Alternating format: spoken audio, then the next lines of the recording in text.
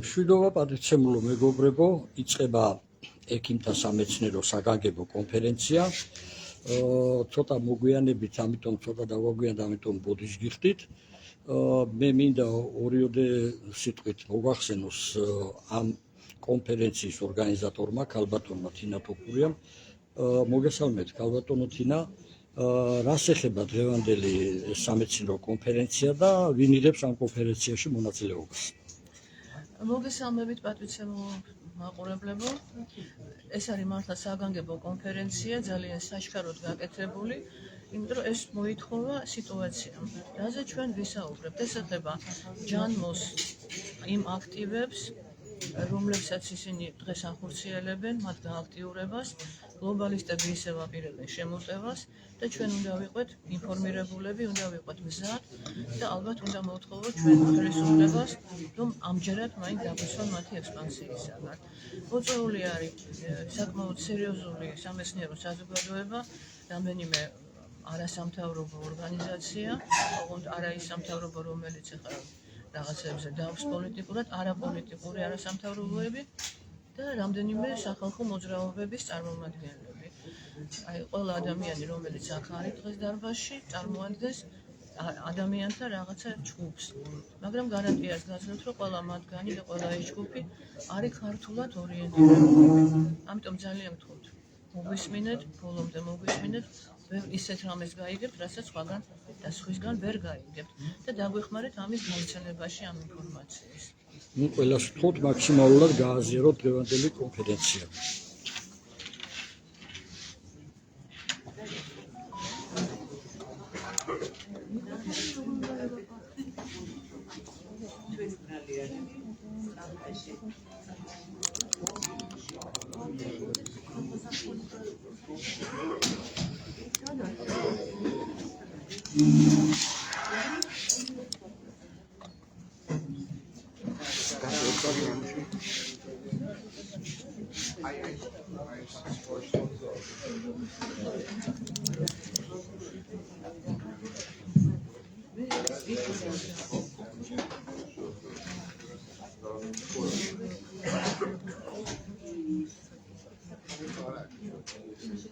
რა დაიწყებს ჩაუთავ.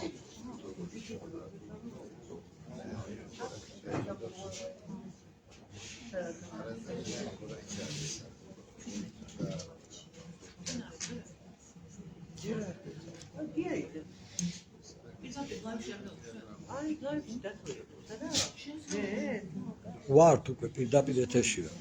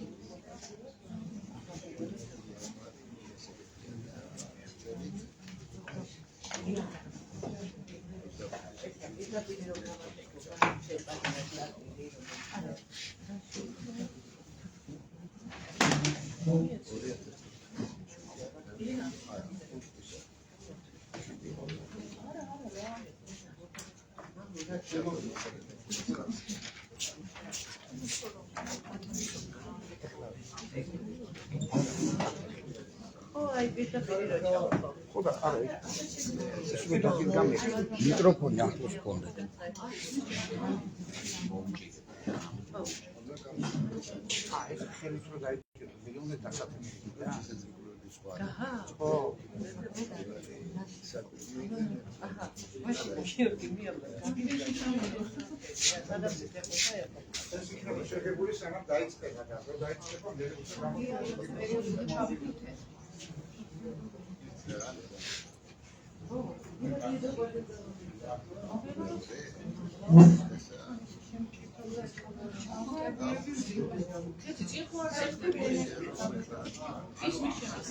ცოტა ძალიან დაბალი. ეხლა ისმის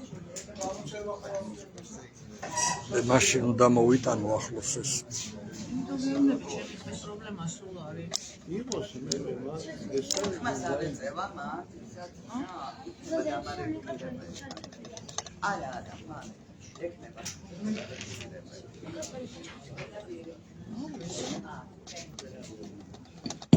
კი არ ჩართო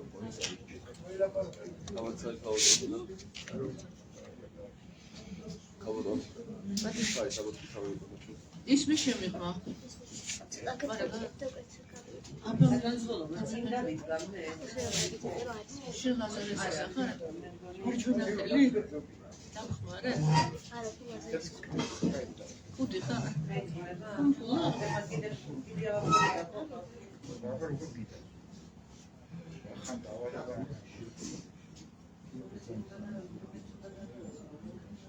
შეთავრი ყურა იქნა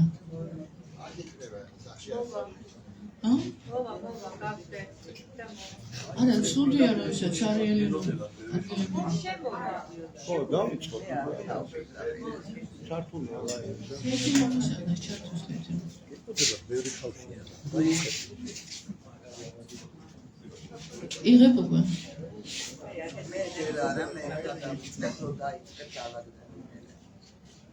მეგობრებო დალაგდით რომ დავიწყოთ რა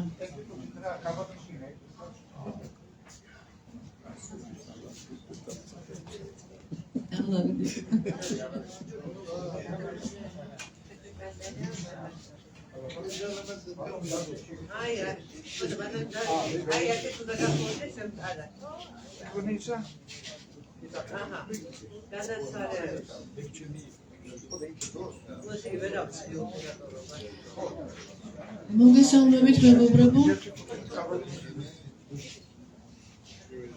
დიდი მადლობა ყველას რომ მობრძანდით მიუხედავად ესეთი სიცივისა და ამინდისა მიუხედავად ვირუსებისა სამწუხაროდ რამოდენიმე ჩვენი მომხსენებელი ვერ მოვიდა რადგან დაემართათ ვირუსი ან ახველებენ და შეიძლება გაციებულები არიან მაგრამ მე ვთხოვე რომ თავი შეიკავონ იმიტომ რომ დახურულ სივრცეში ახლა მაინც ვირუსებთან თამაში ცოტა სახიფათოა და ჯობია რომ მოვერიდოთ მით უმეტეს რომ საკმაოდ ასაკში ვართ ბევრი ჩვენთაგანი დღევანდელი ესეთი ძალიან ნაჩქარევად გაკეთებული საგანგებო კონფერენცია არის გამიზნული იმითი რომ რაც ხდება მსოფლიოში დღეს ჯერ ერთი ძალიან დიდი ძვრები არის ამერიკის შეერთებულ შტატებში მოგეხსენებათ რომ ტრამპის და მისი გუნდის მოსვლის მერე ის ძალიან დიდი ძვრებია სასიკეთო საჩვენოდ მაგრამ ის ეხება ამერიკას ამერიკაში კენედის ჩაბარდა პროგრამა მაჰა ესე წოდებული ანუ გავხადოთ ამერიკა კვლავ ჯამთელი და კენედი ხელმძღვანელობს ამ პროგრამას და საოცარ ნაბიჯებს გავს ყოველდღე მე თუ მკითხავთ ზოგჯერ ძელბედად რადიკალურიც არის იმიტომ რომ ერთდროულად დაეტავა ყველა ფრონტზე ყველა მწარმოებელს ვაქცინების წამლების გენმოდიფიცირებული საკვების და ასე შემდეგ შხამქიმიკატების გარდა ამისა მოითხოვა ბავშვების საკვებიდან ნებისმიერი რაოდენობით ტოქსინების ამოღება შხამიანი ნივთიერებების და ასევე მიადგა აუტიზმსაც უნდა გამოიკვლიონ საბოლოოდ და დაადგინონ რა არის ძირითადი მიზეზები ნუ ყველა ეს კომპონენტი რომელიც ბავშვისთვის არის მავნე დაწყებული ვაქცინებიდან დამთავრებული არასწორად გაზრდილი პროდუქტებით ზედმეტ სასუქებს გულისხმობ ყველაფერი არის ამის მაპროვოცირებელი ფაქტორი და არა იმდენად გენეტიკური კოდი როგორც აქამდე იყო ცნობილი ამიტომ ეს პროგრამა საკმაოდ საშიში არის ყველა იმ ფულის მკეთებელი მაფიისგან რომლებიც ამით ღეირობენ ჩვენ უნდა გადმოვიღოთ ვისარგებლოთ აი ამ მომენტით იმითი რაც იქ ხდება და გადმოვიღოთ მათი მაგალითები მე 15 წელიწადია უკვე ვარ კენედის ჯგუფის წევრი და ამიტომ ძალიან კარგად ვიცი რა ხდება ვისთვის იბრძვის ის კაცი და რამდენად რეალურად არის ამის გამკეთებელი. და სხვა საკითხია რის გაკეთების საშუალებას მისცემენ და ძალიან სულ წერ რომ ფრთხილად იყოს არ მოიშორონ საერთო თავიდან როგორც მისი მამა და ბიძა. იმიტომ რომ მაგათ გენეტიკურად აქვთ ეს სიმართლისთვის ბრძოლა და ხალხის დაცვა რაღაც სისხლში აქვთ. და მე ვფიქრობ, რომ ჩვენ ყველანი ვინც აქ შევიკრიბეთ, დავეთანხმებით იმას, რომ ძალიან მნიშვნელოვანი არის, რა თქმა უნდა, პოლიტიკური მდგომარეობა, გეოპოლიტიკური სტრატეგიული ნაბიჯები, რაც დღეს იდგმება, მაგრამ არანაკლებ მნიშვნელოვანი და სასიცოცხლოდ მნიშვნელოვანი არის ჩვენი ბავშვების დაცვა, ჩვენი ჯანმრთელობის დაცვა და ჩვენი მომავალი, რომ იყოს ჯანსაღი და ჯანმრთელი. არავის ჩვენს გარდა ეს არ აინტერესებს. და ამის მაგალითები მოვიყვანთ ამას ამის მსვლელობის დროს კონფერენციის ძალიან ღელა მაპატიეთ, იმიტომ რომ ძალიან სერიოზულ თემებზე უნდა ვისაუბრო და განვაცხადო და ძალიან მტკივნეული იმაზე, რაც დღეს ხდება მეორე მხრივ ევროპაში და რაც ხდება დღეს ჩვენთან. ამერიკა კარგია, მაგრამ ჩვენ აქ თუ არ გამოვიყენეთ ეს, ის არაფერს არ მოგცემს, არც კენედი ჩამოგვივა და არც ტრამპი. ეხლა რაც შეეხება რა ხდება ევროპაში. ამ ყველაფერთან ერთად პარალელურად მთელი ვექტორი ზეწოლისა გამოვიდა ევროკავშირისგან ჯანმოს მეშვეობით ევროპის ქვეყნებზე და განსაკუთრებით მესამე კატეგორიის ქვეყნებზე. თქვენ მოგეხსენებათ, რომ ამ მესამე კატეგორიის ქვეყნებში სულ რამდენიმე არის თეთრი რასის წარმომადგენლები, ანუ კავკასიური რასის და მათ შორის პირველები ვარ ჩვენ ქართველები. ამდენად ჩვენ და ჩვენი შვილები ვართ მათი ექსპერიმენტების იდეალური საგანი და ძალიან კარგად აქვთ ეს ექსპერიმენტები აწყობილი.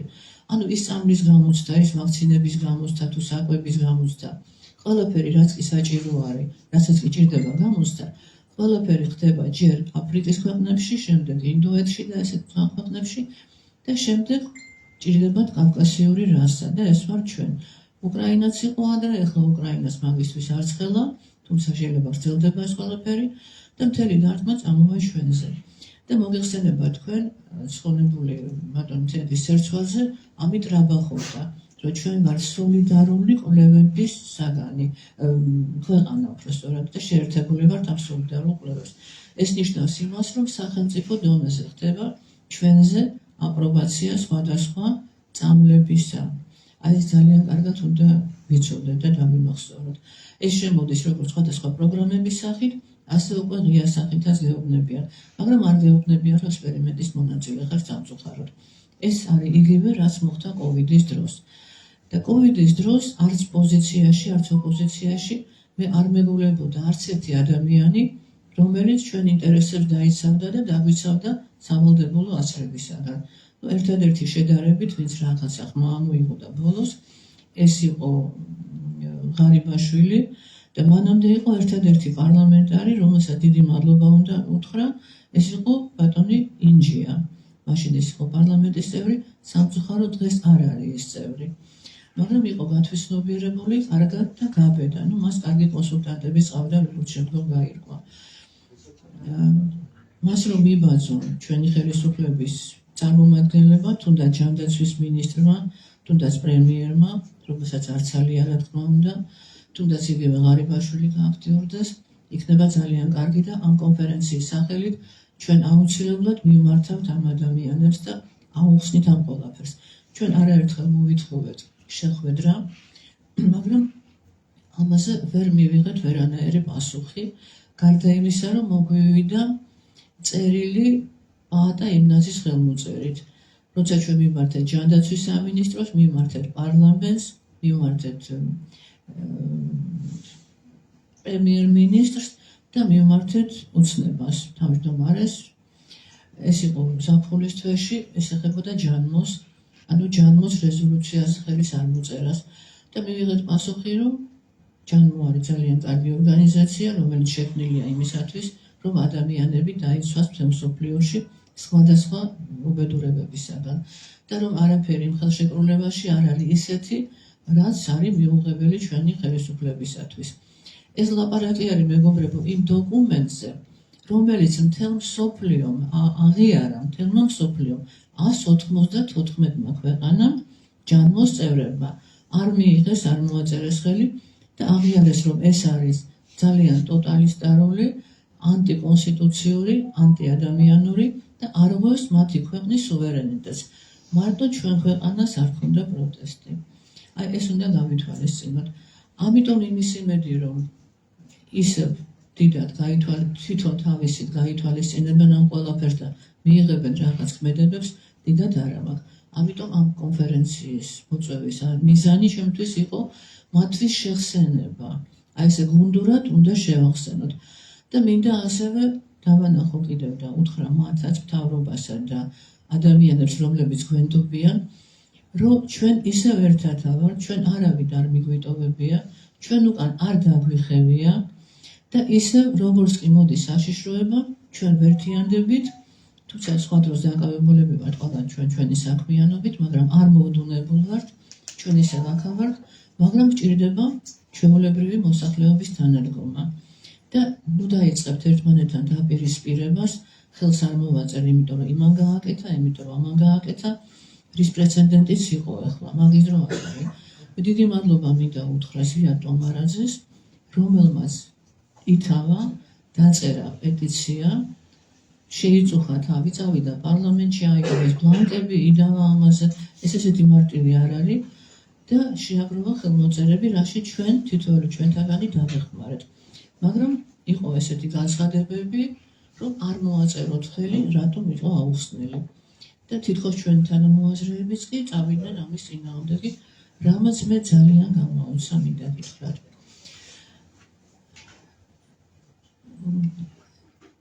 ერთი ხო, რადგან ჩამოსთან გასვლაზე იყო ლაპარაკი, აქ ჩემთვის და მოულოდნელად მე გადავაწყდი ერთ პრობლემას. ბევრმა ადამიანმა არ იცის, რატომ უნდა გავიდეთ ჯანმოდან და რა ხდება. პირველ რიგში უნდა გავიდეთ, იმიტომ რომ ის ხელშეკრულება, რომელიც მზადდება და მაისში უნდა მოეწეროს ხელი და სავარაუდოდ იქნება ხელმოწერილი, არის როგორც მოგახსენეთ ანტიადამიანური. არღვევს ყველანაირ პიროვნულ უფლებებს, სახელმწიფოების უფლებებს და ასე შემდეგ. და ის, რომელიც მიღებული იქნა რეზოლუციის სახით წინა სამინდზე მაისში, 77 სამინდზე, იქ არის შესწორებები ვითომ შეტანილი, მაგრამ ეს შესწორებები იმ უწყინარ დოკუმენტს, რომელიც ადრე არსებობდა, ხდის აბსოლუტურად არა უწყინარად, არამედ იურიდიულ. ეს სამედიცინო დოკუმენტი იყო, სანეპის სადგურების მართვა ფაქტიურად და ეხლა გახდა აბსოლუტურად პოლიტიკური დოკუმენტი. და ამ დოკუმენტის მიხედვით ჯანმო თუ გამოაცხადებს პანდემიას ნებისმიერ მომენტში იმ ქვეყანაში, რომელშიც მას მოუნდება და არა ისე როგორც ადრე იყო მთელ მსოფლიოში, ეხლა შეუძლია 2-3-5 ქვეყანაში გამოაცხადოს მხოლოდ და მხოლოდ. აი მთავრობა ამ ქვეყნის უკვე ვალდებული იქნება, რომ დაემორჩილოს და უპირობოდ შეასრულოს მისი ყველა დადგენილება. რაც არ უნდადეს ამის გაკეთება. და თუ კი ქვეყნის კონსტიტუცია ან რომელიღაცა კანონი არ აძლევს ამის საშუალებას, კერძოდ აქ ლაპარაკი არის იძულებით ვაქცინაციაზე, როგორც ერთ-ერთი კომპონენტისა, მაშინ მან უნდა შეცვალოს თავისი კონსტიტუცია და შეცვალოს თავისი კანონები. ეს პირდაპირ არის სუვერენიტეტის დარღვევა ქვეყნის, ანუ ქვეყნის საქმეებში ჩარევა. და დღეს როგორ ხდება ევროპის მხრიდან ქვეყნის საქმეებში ჩარევა, ამას ჩვენ მე მგონი კარგად ხედავთ პოლიტიკური კუთხით და რა სანქციებს იღებენ. და წარმოიდგინეთ, აი ამ დოკუმენტში წერია ისიც, რომ თუ ქვეყანამ არ მოინდომა და გაუწია წინააღმდეგობა და არ შეასრულა, ანუ არ დათანხმდა 100%-იან აზრაზე, მაგალითად, ან ჩანკეტვებზე, ან კიდე რაღაცაზე, რასაც მოიგონებენ ჯანმოში, ამ შემთხვევაში ჯანმო მიმართავს 194-დან 193 ქვეყანას და მისცემს ჩაუშვებს, ესე ვთქვათ, რომ აი ეს მე არ მიჯერებს და გადასცემს მათ განსახილველად. და წარმოიდგინეთ, რა მოხდება, როცა 193 ქვეყნის ლიდერები დასხდებიან და იტყვიან, რომ აი რაღაცა სადღაც საქართველოში, პატარა ქვეყანაში არის საშიშროება ხათმის გრიპის ან რომელიღაცა ინფექციის და ეს შეიძლება ჩვენს გადმოგვედოს, ამიტომ მოდით აი ისინი დავსაჯოთ რაღაცით. ამ შემთხვევაში მათ ეძლევათ უფლება გარედან დახმარების ამ დოკუმენტის მიხედვით. გარედან დახმარება რას ნიშნავს? შენიშვნების მიცემა, სანქციები და შემდეგ უკვე იზოლებითი წესით ალბათ რაღაც სპეციალურ ჯარს შექმნიან, როგორც წითელი ჯვარი, წითელი ლუჯი ჩაფხუტებია უკაცრავად რაღაც მაგდაგვარს და გარედან იქნება უკვე ზეწოლის გარდა პირდაპირი ჩარევას. ასე რომ ძალიან დიდი საფრთხე არის ამ დოკუმენტში ჩადებული. და ამ დოკუმენტზე უარი უნდა ითქვას და ეხლავე უნდა დაწეროს ჩვენმა მთავრობამ განაცხადი, რომ უარს ამბობენ. იმიტომ რომ ეს დოკუმენტი შედის ძალაში უკვე მაისის თვეში 78-3-ზე და თუ ნებისმიერ ჯანმოსა კიდევ ესეთი კანონი რომ თუ რომელიმე მის დოკუმენტს არ ეთანხმება რომელიღაცა ქვეყანა, მაგრამ ამის შესახებ არ დაწერა უარი წერილობითი განაცხადი არ გააკეთა, ამ შემთხვევაში ეს ითვლება მდუმარე თანხმობად და პირდაპირ შედის ძალაში. ანუ უკვე მიერთებული ხარ და თუ მიუერთი ვეღარ გამოყვალ იქიდან. ეს რაც შეეხება ამ დოკუმენტს ძალიან მოკლედ გეუბნებით, მაგრამ მე მაქვს სტატიები Facebook-ზე დავდებ კიდევ უფრო ფართო სტატიას და შეგიძლიათ გაეცნოთ. პოსტის სახით დავდებ ამას, თუმცა მიხრობენ ყველა ჩემპოსტებს და ინფორმაციებს. ეხლა მეორე საკითხი. რითია განპირობებული, რომ მაინდა-მაინც ახლა აი ამ აღდგომის წინ, როცა ყველანი ვართ მძიმე მარხვაში, ხვალბზობა არის, ცოტა ხანში ესე აღდგომის დღესასწაული, რამ განაპირობა, რომ მაინდა-მაინც ახლა აღიზრდა ამის საჭიროება ამ კონფერენციის ჩატარების. იმან მეგობრებო, რომ რამდენიმე დღის წინ შეიკრიბნენ გერმანიაში ჯანმოდა მისი მეგობრები და გაითამაშეს ჩვეულებრივი თამაში. რასაც ქვია Gern Games. ესეთი ანალოგიური თამაში მათ მოაწყვეს 2019 წელს, სადაც გაითამაშეს COVID-ის პანდემია და მას ორ თვეში მოყვა კიდევაც პანდემიის რეალური გამოცხადება.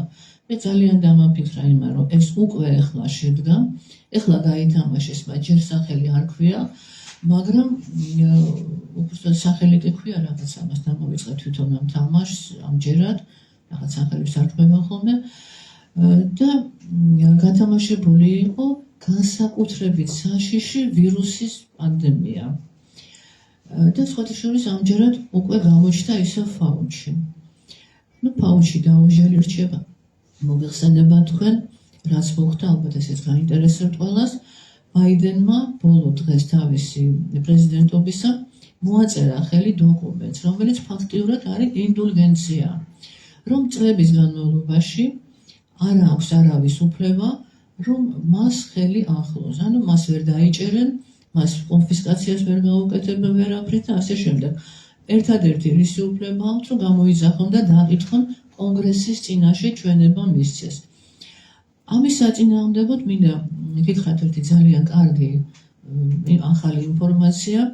რამოდენიმე დღის წინ რამდენიმე გაერთიანდა რამდენიმე შტატი, ჯერჯერობით 7, მაგრამ მატულობს მათი რიცხვი, სადაც პრობლემას ნახეს სხვა გზა ფაუჩისათვის მოეთხოვათ პასუხი. მე მგონი საინტერესოა ეს არა რა ხდება. ესე იგი, მათ გენერალურ პროკურორებს მიეცა დავალება ამ შტატების გუბერნატორებისაგან და მათ წარუდგინეს კონგრესს მოთხოვნა. და ფედერალურ კანონში რადგან იგრძელება მისი დაკითხვა, ამ შტატებს აქვს თავისი სპეციალური განსაკუთრებული კანონები, ვიცით ხომ, როგორც სხვადასხვა ქვეყნებს აქვს. და მათ მოთხოვეს ის, რომ ფაუჩიმ წარმოადგინოს დოკუმენტები და ის დაისაჯოს რამდენიმე თავის მოაზრესთან ერთად. მე რას მომივიდა იმ ჩამონათვალში არის 7 გვარი, ესენი არიან, ესე იგი, CDC-ის, ანუ დაავადებათა კონტროლის ცენტრის ხელმძღვანელი მაშინდელი და რამდენიმე ესეთი მაღალჩინოსანი, ვინც მოაწერა ხელი და მისცა უფლება, რომ გამოეყენებინათ RNA ვაქცინები, რადგან RNA ვაქცინები ითვლება უკვე მათი გამოყენება ესეთი ექსპერიმენტული ფორმით, ითვლება უკვე დანაშაულად კაცობრიობის წინაშე. და მათ ამოღებაზე არის საერთოდ ამერიკაში ლაპარაკი. ეს უკვე აღიარებულ დონეზე არის.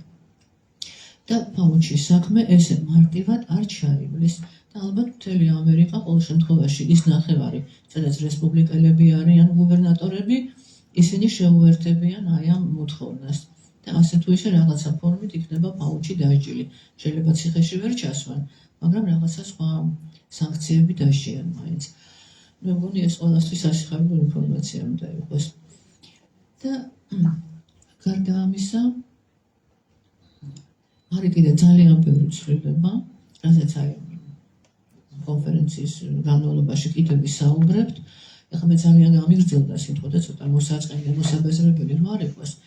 ამიტომ მე ვთხოვ ქალბატონ თინა გოცაძეს, პროფესორს, ექიმს, ჩემთან ამებრძოლს ამ საქმის და ქართველი ერის ერთგულ მოქომაგეს, რომ მოგვახსენოს იმის შესახებ, თუ პოსტკოვიდური, პოსტპანდემიური მსოფლიო როგორ ავადმყოფობს პირდაპირ გადებით რა ვთქვათ, ხო?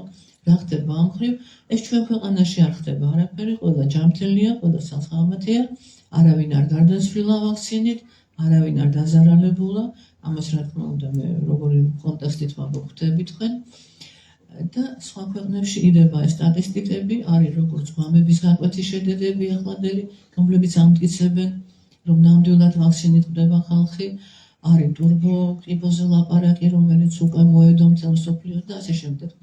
და იქ ალბათ თინას ვთხოვ, რომ უფრო ძალიან გაგვეშალოს ეს თემა, ალბათ თინა, მე მგონი სლაიდებიც და ამასაც გვაჩვენებ.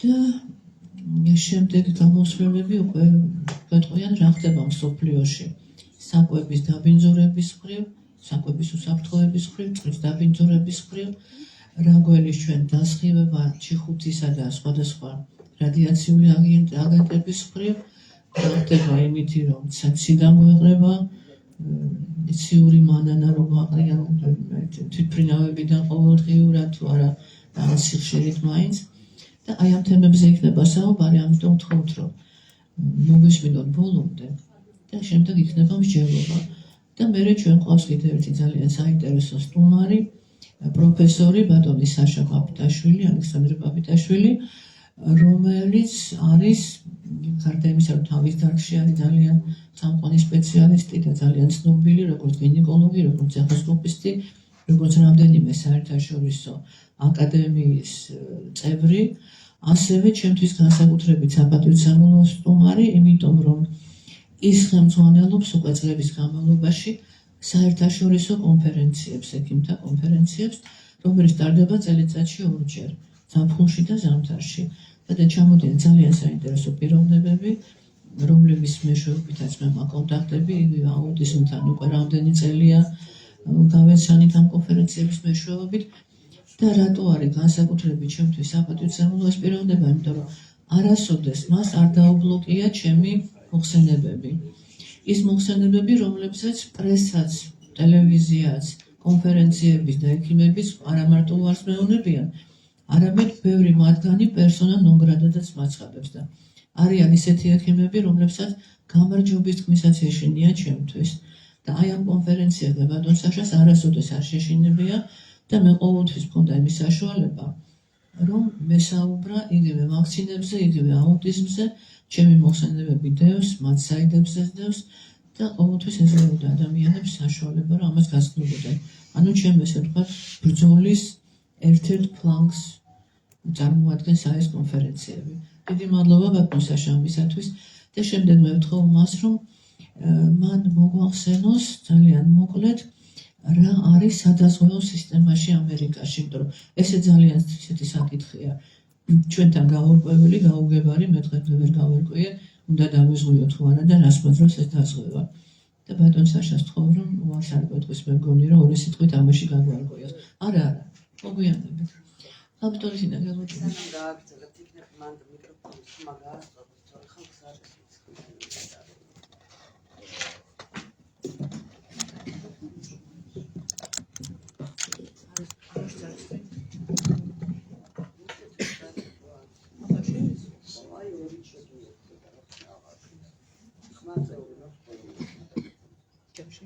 Tuvaletist başı fotoğrafı saçıp kamuoyuna doğru. Yani bir tık ayıgemem bir tabii çalışmış. აბა შენში ისე, შენში გაფიდა. Ez kamuoyu. Ez მოგესალმებით. მოგესალმებით, ჩემო ძვირფასო მეგობრებო, კოლეგებო, თანამოაზრეებო.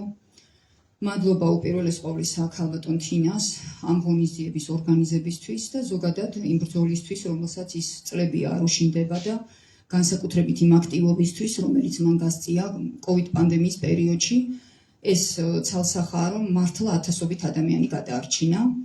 Ყველა იმ ტელევიზიამ, ქალბატონ თინასთან ერთად და იმ ადამიანმა, რომელმაც ვაჟკაცურად, უშიშრად შეძლო იმ ინფორმაციების გასაჯაროვება, რომლებიც იყო დაკავშირებული იმ, შეიძლება ითქვას, პროექტთან, რომელიც დღეს უკვე კაცობრიობის წინააღმდეგ წარმოებულ უდიდეს ვერაგ სამხედრო სპეცოპერაციად არის მონათლული, აღიარებული და ბიოლოგიური ომის ნაწილად, რომელიც ღია დაწარმოეს, თორემ ის, რომ ბიოლოგიური ომი ფარულად მუდმივად მიმდინარეობს უკვე ათეული წლებია, ამის შესახებაც დღეს არაერთი ინფორმაცია არის ცნობილი.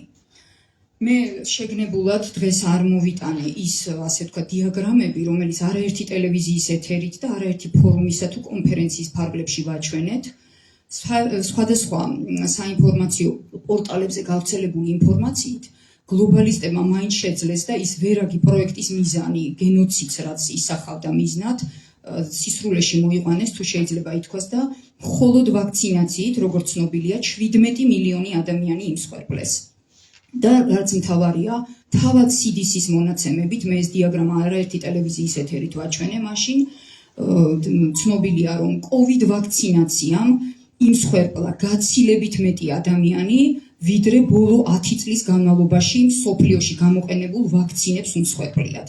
მე მგონი ამ ინფორმაციით უკვე ყველაფერი გასაგებია, მაგრამ დღეს შეგნებულად წამოგიღეთ სულ უახლესი, თუ შეიძლება ითქვას, ინფორმაციები და ანალიტიკური ანგარიშები ძალიან ცნობილი ექსპერტებისა, რომლებიც პრაქტიკულად ვაქცინაციის გამოყენების შემდეგ თავიანთ გუნდებთან და დამოუკიდებელ, ასე ვთქვათ, კიდევ სპეციალისტებთან და ექსპერტებთან კომუნიკაციით იკვლევენ ვაქცინების შედეგებს. აი ძალიან უცნაურია, მაგრამ ფაქტია, რომ გამოიყენეს ვაქცინები, ასე ვთქვათ, ადამიანებს გაუკეთეს და ახლა იკვლევენ და ეს არ არის, უნდა გითხრათ, ჩვენთვის გასაკვირი, იმიტომ რომ აი კონკრეტულად თქვენ ახლა ეკრანზე ხედავთ იმ სტატიას, რომელიც არის კიდევ ერთხელ ვამბობ, ანალიტიკური ანგარიში, ძალიან ცნობილი პიროვნების, ეს არის მაიკ იდონი, რომელიც გახლავთ Pfizer-ის ყოფილი ვიცე-პრეზიდენტი, რომელმაც კიდევ ერთხელ ვამბობ, თავად დამოუკიდებლად თავის გუნდთან ერთად და იმ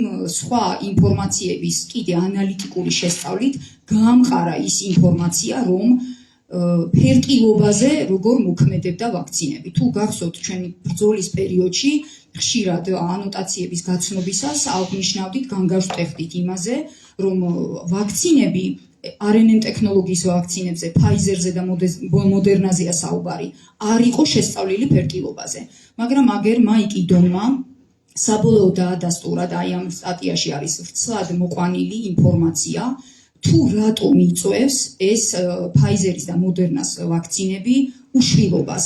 ლაპარაკია იმაზე, რომ ის RNA მოლეკულა შეფუთულია ლიპიდურ ნანონაწილაკში. აი ამ ლიპიდური ნანონაწილაკებით მიეწოდება ის უშუალოდ სათესლეების ქსოვილს და როგორც სათაურიდანაც ჩანს, გათვლილი იყო მამაკაცთა სტერილიზაციაზე 99.9%-ით. და ის, რომ ნამდვილად RNA ტექნოლოგიის ვაქცინებით პრაქტიკულად სისრულეში მოიყვანეს შემდგომი თაობების სტერილიზაცია და უშვილობა, ეს უკვე დადასტურებულია. სხვათა შორის იაპონელებსაც ჰქონდათ წინამდებარე კვლევები და ეს მაიკ იდონის კვლევა, თუ შეიძლება ითქვას, ამას საბოლოოდ ამყარებს. ახლა მე მინდა გაჩვენოთ, რა თქმა უნდა, ვიდეოს ჩვენების საშუალება აქ ვერ მოხდებოდა, იმიტომ რომ ძალიან შეზღუდული ვართ დროში, მაგრამ მე წარმოგიდგინეთ კადრი იმ სხდომისა, ეს არის ავსტრალიაში, პორტ ჰედლანდში გამართული ძალიან საინტერესო საგანგებო კრება, რომელიც მოყვა, ასე ვთქვათ, დამკრძალავი ბიუროს გენერალური დირექტორის აღშფოთებას. თქვენ იცით, რომ ავსტრალია, ისევე როგორც ისრაელი, პრაქტიკულად პოლიგონი იყო RNA ვაქცინების გამოყენების და იმ ექსპერიმენტის, რომელიც უმოწყალოდ, თუ შეიძლება ითქვას, გამოიყენეს ავსტრალიელი მოქალაქეების წინააღმდეგ და დღევანდელი მონაცემებით 700-ჯერ მოიმატა სიკვდილიანობამ ავსტრალიაში. უნდა გითხრათ, რომ ამას სრულიად, ასე ვთქვათ, არა შემთხვევით, არამედ ანალიტიკური, სტატისტიკური დამუშავებისას წააწყდა ერთ-ერთი ძალიან ცნობილი და უმსხვილესი დამკრძალავი, ასე ვთქვათ, ბიუროს დირექტორი, რომელმაც განგაში ატეხა, იმიტომ რომ დასავლეთ ავსტრალიაში არის რამდენიმე ქალაქი, რომელსაც ვაქცინირებულთა ქალაქს უწოდებენ. იქ არის 100%-იანი მაჩვენებელი ჩათვალეთ მოსახლეობის აცრებისა და როგორც ერთ-ერთი ფილიალის, ასე ვთქვათ, ხელმძღვანელი განგაშ ტეხდა, თუ კვირაში ერთ ადამიანს კრძალავდაო ჩემი ბიურო ამ მოხსენებით განოსვლისას, ასე ვთქვათ, აი ამ საგანგებო კრებაზე განაცხადა. ახლა ყოველ დღეს სულ მცირე ერთი ან ორი ადამიანის დაკრძალვა გვიწევსო. და თქვენ წარმოიდგინეთ, ავსტრალიის პარლამენტს ოფიციალური წერილით მიმართეს. რა თქმა უნდა, გითხრათ, რომ ჩვენი პარლამენტის თავმჯდომარის და პარლამენტის ანალოგი აღმოჩნდა მათი პრემიერ-მინისტრი და დაადანაშაულა ისინი სრულ ინფორმაციის, ასე ვთქვათ, გავრცელებაში და აი ამ მის გამო მოიწვიეს შემდეგ საგანგებო კრება, სადაც ძალიან ცნობილი ექსპერტების მონაწილეობით დადეს ფაქტები, ჯერ ერთი გაამართლეს ის, რომ მათ აი ამ ვაქცინირებულ ქალაქებში მოუწიათ საგანგებო სამაცივრე კაბინების და კამერების შექმნა, იმისათვის რომ ვერ აუდიოდნენ გარდაცვლილთა დაკრძალვას და პერიოდულად უწევდათ მათი გაყინვა. თქვენ წარმოიდგინეთ. და ყველაზე საინტერესო არის ის, რომ იმ მოხსენებაში, რომელიც შემდეგ კიდევ ერთხელ განმეორებით გადაუგზავნეს თავიანთი ქვეყნის პრემიერ-მინისტრად, დღეს ითხოვს ავსტრალია, ისევე როგორც იაპონია, არგენტინა, მსოფლიო ბაზრიდან RNA ტექნოლოგიის ვაქცინების ჩახსნას, რადგან ეს არის ბიოლოგიური იარაღი, როგორც თვითონ აცხადებენ. და მე მინდა გითხრათ, რომ დოქტორ დევიდ სპაიჩერის, ეს არის კანადელი მოლეკულური ბიოლოგი, ძალიან ცნობილი მეცნიერი, რომელმაც დადო ინფორმაცია და აი ამ ინფორმაციაზე დაყრდნობით შეისწავლეს შემდეგ ავსტრალიაში დამკრძალავმა ბიუროს წევრებმა მოწვეულ ექსპერტებთან ერთად რა იყო გარდაცვალების მიზეზი და აღმოჩნდა, რომ უხშირესად ეს არის ღვიძლის და თირკმლის კიბო. მოგეხსენებათ დღეს, რომ ტურბოკანცერზე ძალიან ბევრი ინფორმაცია ვრცელდება და ის, რომ ასეთი ვერაგი და სწრაფად ელვისებურად განვითარებადი სიმსივნე ემუქრება აცრილებს, ეს უკვე აღარ არის, ასე ვთქვათ, საეჭვო, რადგან აი ამ კანადელმა, ასე ვთქვათ, ექსპერტმა, ისევე როგორცანგუს დანგლიშმა, მე გაჩვენებთ ამ ბრიტანელ, ასე ვთქვათ, ონკოლოგსაც, რომელმაც არაერთი ვიდეო ჩაწერა და მოხსენება და გააკეთა და მიმართა მსოფლიო საზოგადოებას იმ საშიშროების გამო, რასაც წარმოადგენს ტურბოკანცერი და ერთ-ერთ მიზეზად ასახელებს ესეც და ის კანადელი კიდევ ერთხელ ვამბობ, მოლეკულური ვირუსოლოგი, რომ მიზეზი არის ამ ტურბოკანცერისა ერთ-ერთი SV40-ის კანცეროგენის არსებობა RNA ტექნოლოგიის ვაქცინებში, კონკრეტულად Pfizer-სა და Moderna-ში. და უნდა გითხრათ, რომ კანადელებმა პრაქტიკულად 11 პარტია შეისწავლეს Pfizer-ის, მოგეხსენებათ და ჩვენ ამაზეც არაერთხელ გავაკეთეთ მოხსენება, რომ ცალკეულ ქვეყნებში სხვადასხვა პარტიები გამოიყენებოდა. კანადაში კონკრეტულად გამოყენებული ვაქცინების 11 პარტიიდან ყველაში აღმოჩნდა SV40. ეს არის პოლიომა ვირუსი, რომელსაც მაიმუნების ვირუსსაც უწოდებენ და რომელიც თავის დროზე 1950-იან, 60-იან წლებში, ასე ვთქვათ, გაეპარათ თუ შეგნებით იყო ჩაშვებული აი ამ პოლიომიელიტის ვაქცინაში, რა თქმა უნდა, არავინ არ იცის, მაგრამ ვიცით უпростоრედ, რომ შემდგომ სხვა ექსპერტების და ბიოლოგიური ომის შესახებ არაერთი გამოძიების ავტორის და ჟურნალისტის თუ ექსპერტის დასკვნით ეს იყო მიზანმიმართულად ჩაშვებული. ასე რომ მიზეზი აი ამ ტურბო კიბოსი გარდა ბევრი სხვა კომპონენტისა და მათ შორის მძიმე მეტალებისა და მე ამაზე ცოტა მოგვიანებით მოგახსენებთ, არის ეს SV40 და პირადად ეს დალგლიში თავის ვიდეოში იძახის და ხაზს უსვამს, რომ ეს ნივთიერება არის ის ვერაგი კომპონენტი, რომელსაც ჩვენ ექსპერიმენტული მოდელებისთვის ვიყენებთ. ვირთაგვებში შეყვავს, რომ გამოვიწვიოთ სიმსივნე და პრაქტიკულად აცრილი ადამიანები, რაოდენ წარეც არ უნდა იყოს ამ ინფორმაციის მოსმენა, არიან სიმსივნის რისკ ჯგუფში და ხშირ შემთხვევაში სიმსივნის მსხვერპლი. კიდევ მე მინდა გაჩვენოთ მასაჩუსეტის ტექნოლოგიური უნივერსიტეტის მთავარი მეცნიერის, ეს არის სტეფანი სენეფი, აი თქვენ წინაშია ეს ქალბატონი, რომელმაც ძალიან საინტერესო კვლევა ჩაატარა 2024 წლის ბოლოს და ასევე დადო დასკვნა, რომ მიზეზი იმუნოდეფიციტისა და იმუნური სისტემის დაქვეითებისა, რომელიც ვაქცინირებულებში პრაქტიკულად როგორც წესი ვლინდება, არის ის, რომ ეს ასე ვთქვათ, ნანონაწილაკებში შეფუთული RNA მოლეკულები და შემდეგ მათ მიერ პროვოცირებული სპაიკ ცილები ტოტალურად აზიანებენ თიმუსს.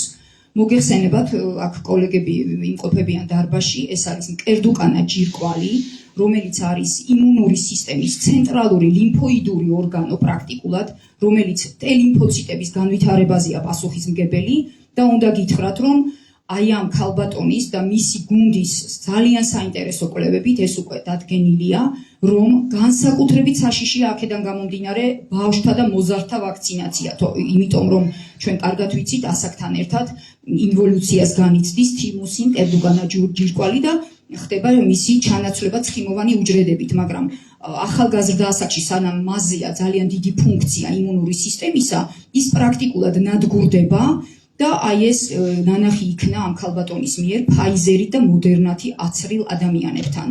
ამიტომ ის რომ იმუნური სტატუსი, როცა დღეს ძალიან ბევრს საუბრობთ იმაზე, რომ ვაქცინირებულებს პრაქტიკულად ნულამდე ეცებათ იმუნური სტატუსი და ისინი მოწყვლადი ხდებიან სხვა ვერაგი დაავადებების, აღარ არის საუბარი იმაზე, რომ ორგანულად ეს იქნება გულის კუნთი, გულის პერანგი, ანუ პერიკარდიუმი, ღვიძლი მათი თუ სხვა ცალკეული ორგანოები მნიშვნელოვნად ზიანდება.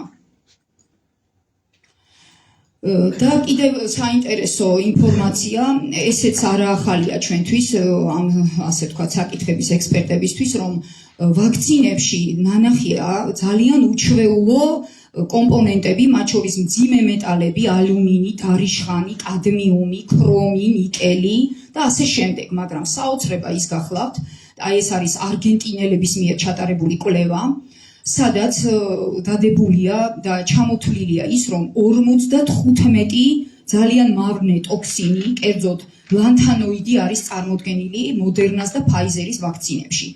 აქ არის შერეული ისეთი მძიმე მეტალები, რომლებიც ჩვეულებრივ ყველასთვის ცნობილი მძიმე მეტალებისგან განსხვავებით არაცნობილია, უბრალოდ იმიტომ რომ ისინი ასე ვთქვათ მარტივად არ გვხვდება, მით უფრო არ უნდა იყოს შექმნილ სამკურნალო პროდუქტში, ხო? თუ ვაქცინებს სამკურნალო პროდუქტებად მივიჩნევთ. მაგრამ უნდა გითხრათ, რომ განსაკუთრებით მძიმე ატომური მასებით გამოირჩევა აი ეს ლანთანი, ცერიუმი, რომელიც აღმოაჩინეს და გადოლინიუმი. თქვენ შეგიძლიათ ეს სამივე მძიმესი მეტალი ნახოთ, რა ტოქსიკური გავლენა აქვს მას, როგორ აზიანებს ღვიძლის, თირკმელების, სასქესო ორგანოების და გულის კუნთის უჯრედებს. აი ეს აღმოჩენილია. ეს არის ლანთანი, ცერიუმი, არაგერიოთ ცეზიუმში, ეს სრულიად სხვა მძიმე მეტალია და გადოლინიუმი. აი ეს სამი უმძიმესი მეტალი იქნა აღმოჩენილი და ამის გამოა სწორედ რომ არგენტინა დღეს უერთდება ამერიკის შეერთებულ შტატებს და კატეგორიულად მოითხოვს ჯანმოს დატოვებას. ძალიან შეიძლება მწარე რეალობაა, მაგრამ ჩვენ ვიცით, გარდა ვაქცინებისა, პრაქტიკულად გენოციდისთვის და COVID პანდემიის პროექტში გამიზნული ერთ-ერთი მეთოდიკა იყო არასწორი მკურნალობა, რომელიც როგორც ცალკეული ქვეყნის ექსპერტები დღეს საუბრობენ, ასევე იყო გათვლილი იმისთვის, რომ ადამიანების რაოდენობა პაციენტებისა კლინიკებში შემცირებულიყო, ისინი ვერ გადარჩენილიყვნენ, მოდით პირდაპირ ვთქვათ, და სამწუხაროდ საქართველოშიც იცით თქვენ, რომ გამოყენებული იყო ამისთვის რემდესივირი, სხვა არ ვიცი, ხა გზამკვლევები, რომელსაც ჩვენ ასევე ვაპროტესტებდით და ვითხოვდით იმის გადახედვას, თქვა სხვა რაღაცეების ჩანაცვლებას, მაგრამ მთელი უბედურება გახლავთ ის, რომ აი ამ მონაცემებით და მე ახლა გეტყვით, ეს ეხება ინგლისის, ასე ვთქვათ, ძალიან სკანდალურ ინფორმაციას, რომელიც პრაქტიკულად ეხლაც გრძელდება, რომლის დეტალების კვლევა შოტლანდიაში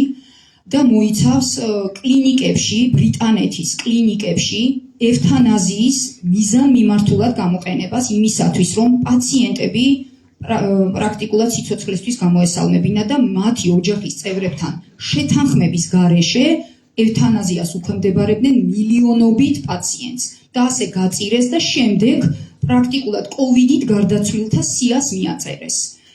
აქ რა ხდებოდა საქართველოში ეს ცალკე საკითხია, ჩვენ აი უბედურება სწორედ ის არის, რომ თუ არგენტინა, ბრიტანეთი, იაპონია ხმას იმაღლებს, თავად ამერიკის შეერთებული შტატები აღიარებს იმას, თუ რა გადახრები და დარღვევები და მეტიც ეს მხოლოდ დარღვევა და გადახრა არ იყო, ეს იყო მიზანმიმართული გენოციდისთვის გამოყენებული გარკვეული მეთოდიკები, საქართველოში ამაზე ხმას არავინ არ იღებს და მე მგონი დროა მეგობრებო, ჩვენც დავაყენოთ აქ საქართველოში საკითხი, ამ ყველაფრის შეფასების, გამოძიების და ელემენტარულად მოვითხოვოთ ის პარტიები, ის ხელშეკრულებები, რომელიც ვაქცინებისა, რომელიც აქ იქნა შემოტანილი, ის სქემები, რომელიც იქნა მკურნალობის დროს გამოყენებული, იმიტომ რომ კონკრეტულად ბრიტანეთში უნდა გითხრათ, რომ ბრიტანეთის მთავრობას უჩივიან აი ამ ასე ვთქვათ გუნდის წევრები, რომლებმაც შეიტანეს სარჩელი და ემატება, როგორც უკვე მოგახსენეთ, ამ საკითხთან დაკავშირებული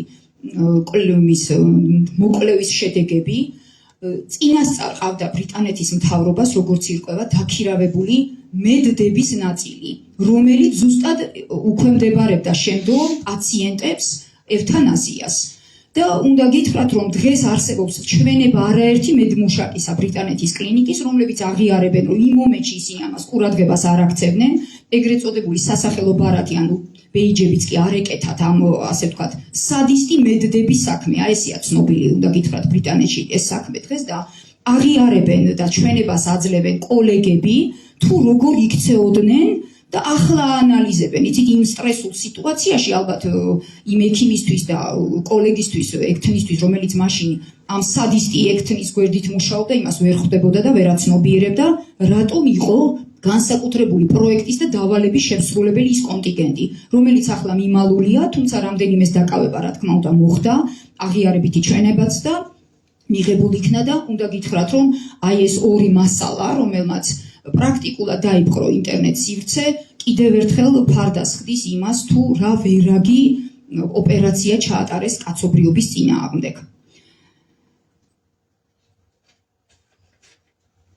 ვაი, რატო გამობრუნდა? თუ დავაბრუნებ, იმიტომ რომ აი იმ სკანდალური, ასე ვთქვათ, გამოძიების შემდეგ, რომელიც ეხებოდა არ ბრუნდება უკან, რომ ხო ბრიტანეთის მინდა გაჩვენოთ, აი ამის შემდეგი კადრი იყოს, აი ეს არის ენდრიუ ბრიჯენი, ძალიან ცნობილი პარლამენტარი ბრიტანეთის, რომელიც მთელი კოვიდ პანდემიის პერიოდში ხმალა მოღებული იბრძოდა, თუ შეიძლება ითქვას და აი ამ სადისტი მედდების პროექტის შემდეგ პარლამენტში გამოვიდა, ეს არის კადრი ზუსტად მისი პარლამენტში გამოსვლიდან, სადაც მან მოუწოდა თავის კოლეგებს, სხვათა შორის ეს არის ადამიანი, რომელიც წინააღმდეგ გამოდიოდა სიკვდილით დასჯის, მაგრამ ახლა აი ამ ინფორმაციის შემდეგ, როცა მან გაიგო თუ როგორ მოექცნენ მილიონობით ადამიანებს კლინიკებში ბრიტანეთის ხელისუფლების წევრები და თან იმ ფონზე, როდესაც ხელისუფლება და მედია მოუწოდებდა ბრიტანელებს გამოსულიყვნენ და ტაში დაეკრათ სამედიცინო სისტემისათვის. და კიდევ ერთი დეტალი მინდა გითხრათ, რომ თუ ამერიკაში გამოყენებული იყო რემდესივირი, მილაზოლამი იქნა გამოყენებული ბრიტანეთში. ეს არის სედაციური საშუალება, რომელიც ჩართული იყო ცალკეულ სამკურნალო, ასე ვთქვათ, კომბინაციებში და ძალიან მარტივად ხელს უწყობდა. ისედაც ამერიკის შეერთებულ შტატებში ეს პრეპარატი გამოყენებულია სასიკვდილო განაჩენისთვის, თუ შეიძლება ითქვას და აი ამ ყველაფრის ამ ინფორმაციების მიღების შემდეგ ენდრიუ ბრიჯენი პარლამენტში აცხადებს, რომ აუცილებლად უნდა აღდგეს სიკვდილით დასჯა და დაისაჯოს კოვიდ პანდემიის ყველა შემოქმედი ბრიტანეთში. ახლა სიკვდილით დასჯას მოდი გამოვუწერთ, მაგრამ მე მგონი აქაც დროა დავაყენოთ პასუხისგებლობის საკითხი იმ ადამიანებისა და მარტო იცით მუდმივად სულ ამ სამეულზე რო საუბრობდით კოვიდ ფაშისტის და მუშკეტერის ასე ვთქვათ სამეულზე, სხვა წევრებიც მე მგონი არიან ამაში ჩართული, ჩვენ ეს კარგად ვიცით, ჯანდაცვის სამინისტროდან, დაავადებათა კონტროლის ცენტრიდან, იგივე ხელისუფლებიდან და მე მგონი დროა ჩვენც აქ ხმა ავიმაღლოთ და მოვთხოვოთ პასუხი, ელემენტარულად ბოდიში მაინც მოიხადონ იმ ოპერაციისთვის, რომელშიც ასევე ამოაყოფინეს საქართველოს თავი.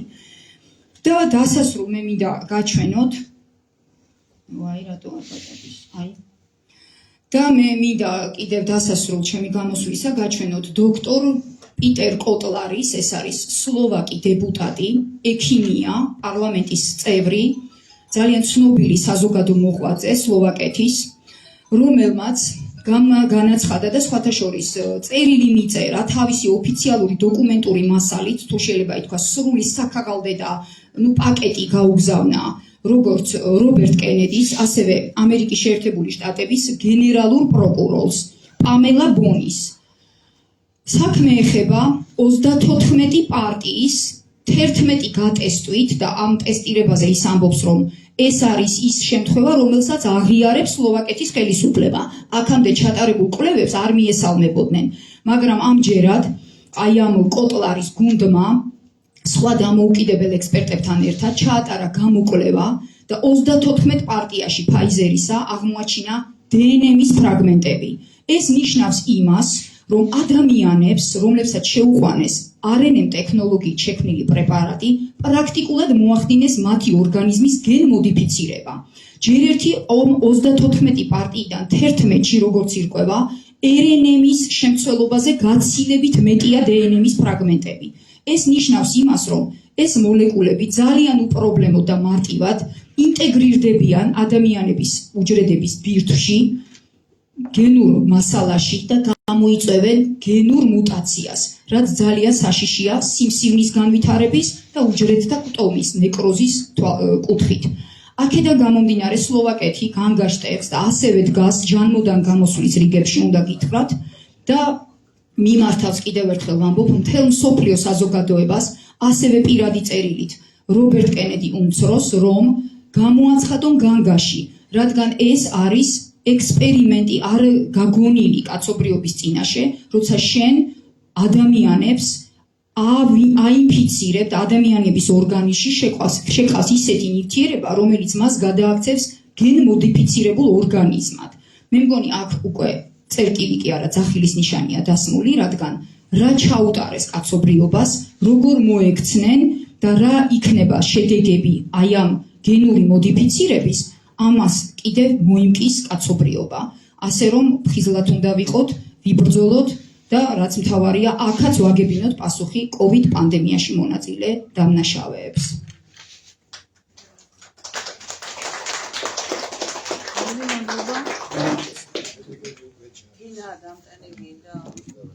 ალბათ თინას მიეცა ორმაგი დრო, იმიტომ რომ ნონა ვერ მოვიდა და მან გააერთიანა ეს ორი მოხსენება.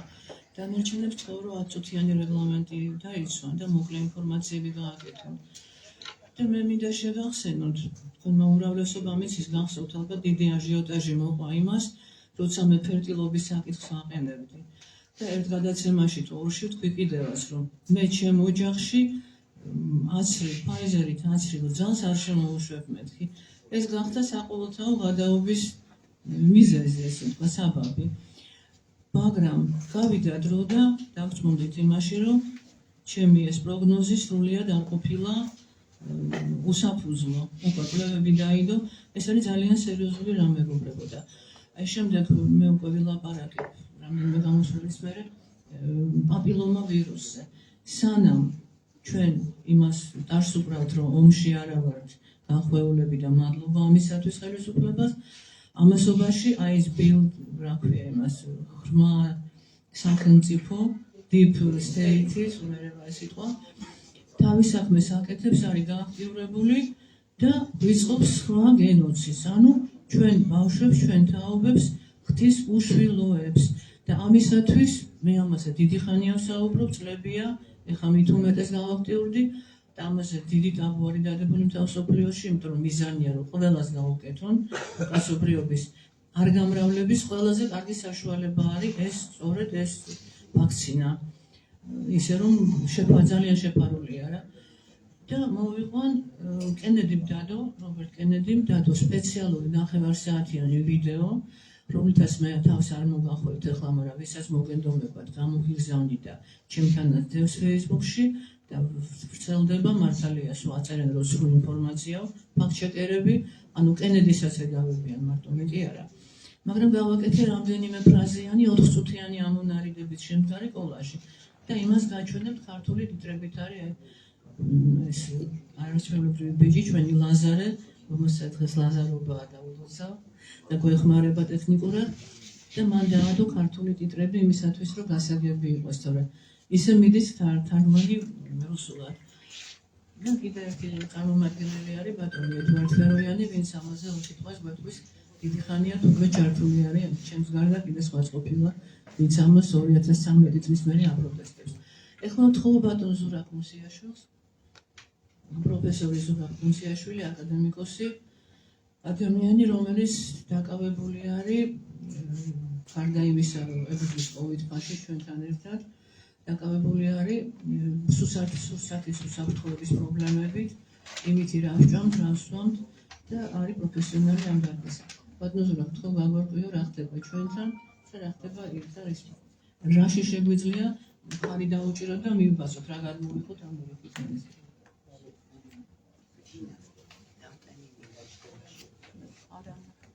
მოგესალმებით ყველას, დიდი მადლობა მობრძანებისთვის, განსაკუთრებული მადლობა მინდა უთხრა ქალბატონ თინას დღევანდელი ჩვენი შეკრებისთვის და მე შევეხები რამდენიმე საკითხს, განსაკუთრებით მინდა აქცენტი გავაკეთო სოფლის მეურნეობაზე და ეს არის სოფლის მეურნეობის პროდუქტები ის, რასაც ჩვენ მოვიხმართ ყოველდღიურად. ასევე განსაკუთრებულ აქცენტს გავაკეთებ წყალზე, რომელსაც ჩვენ მოვიხმართ. და ეს არის ის მიმართულებები, რაზეც მთავრობა ხელისუფლება არ საუბრობს და ამაზე უფრო ფართო მასება უნდა ისაუბრონ და ტელევიზიებითაც უნდა იქნეს ეს საკითხი გაშუქებული. ჯერ კიდევ წინა საუკუნეების დასაწყისში დაიწყო სოფლის მეურნეობაში ჰუმუსის მექანიკური დამუშავება, რამაც გამოიწვია სოფლის მეურნეობის პროდუქტებში მიკრო და მაკროელემენტების შემცირება დაახლოებით 20%-მდე. ამის შემდეგ ხდება დამუშავება სხვა მეთოდებით და შეტანა სხვადასხვანაირი სასუქების, რაც ამცირებს მიკრო და მაკროელემენტებს კიდევ 10%-ით და რაც ყველაზე საგანგაშოა წინა საუკუნეების მეორე ნახევარში იწყება პესტიციდების გამოყენება სოფლის მეურნეობაში, რაც არსებულს უკვე ამცირებს 80-დან 90%-მდე მეგობრებო და ეს არის საგანგაშო მაჩვენებელი.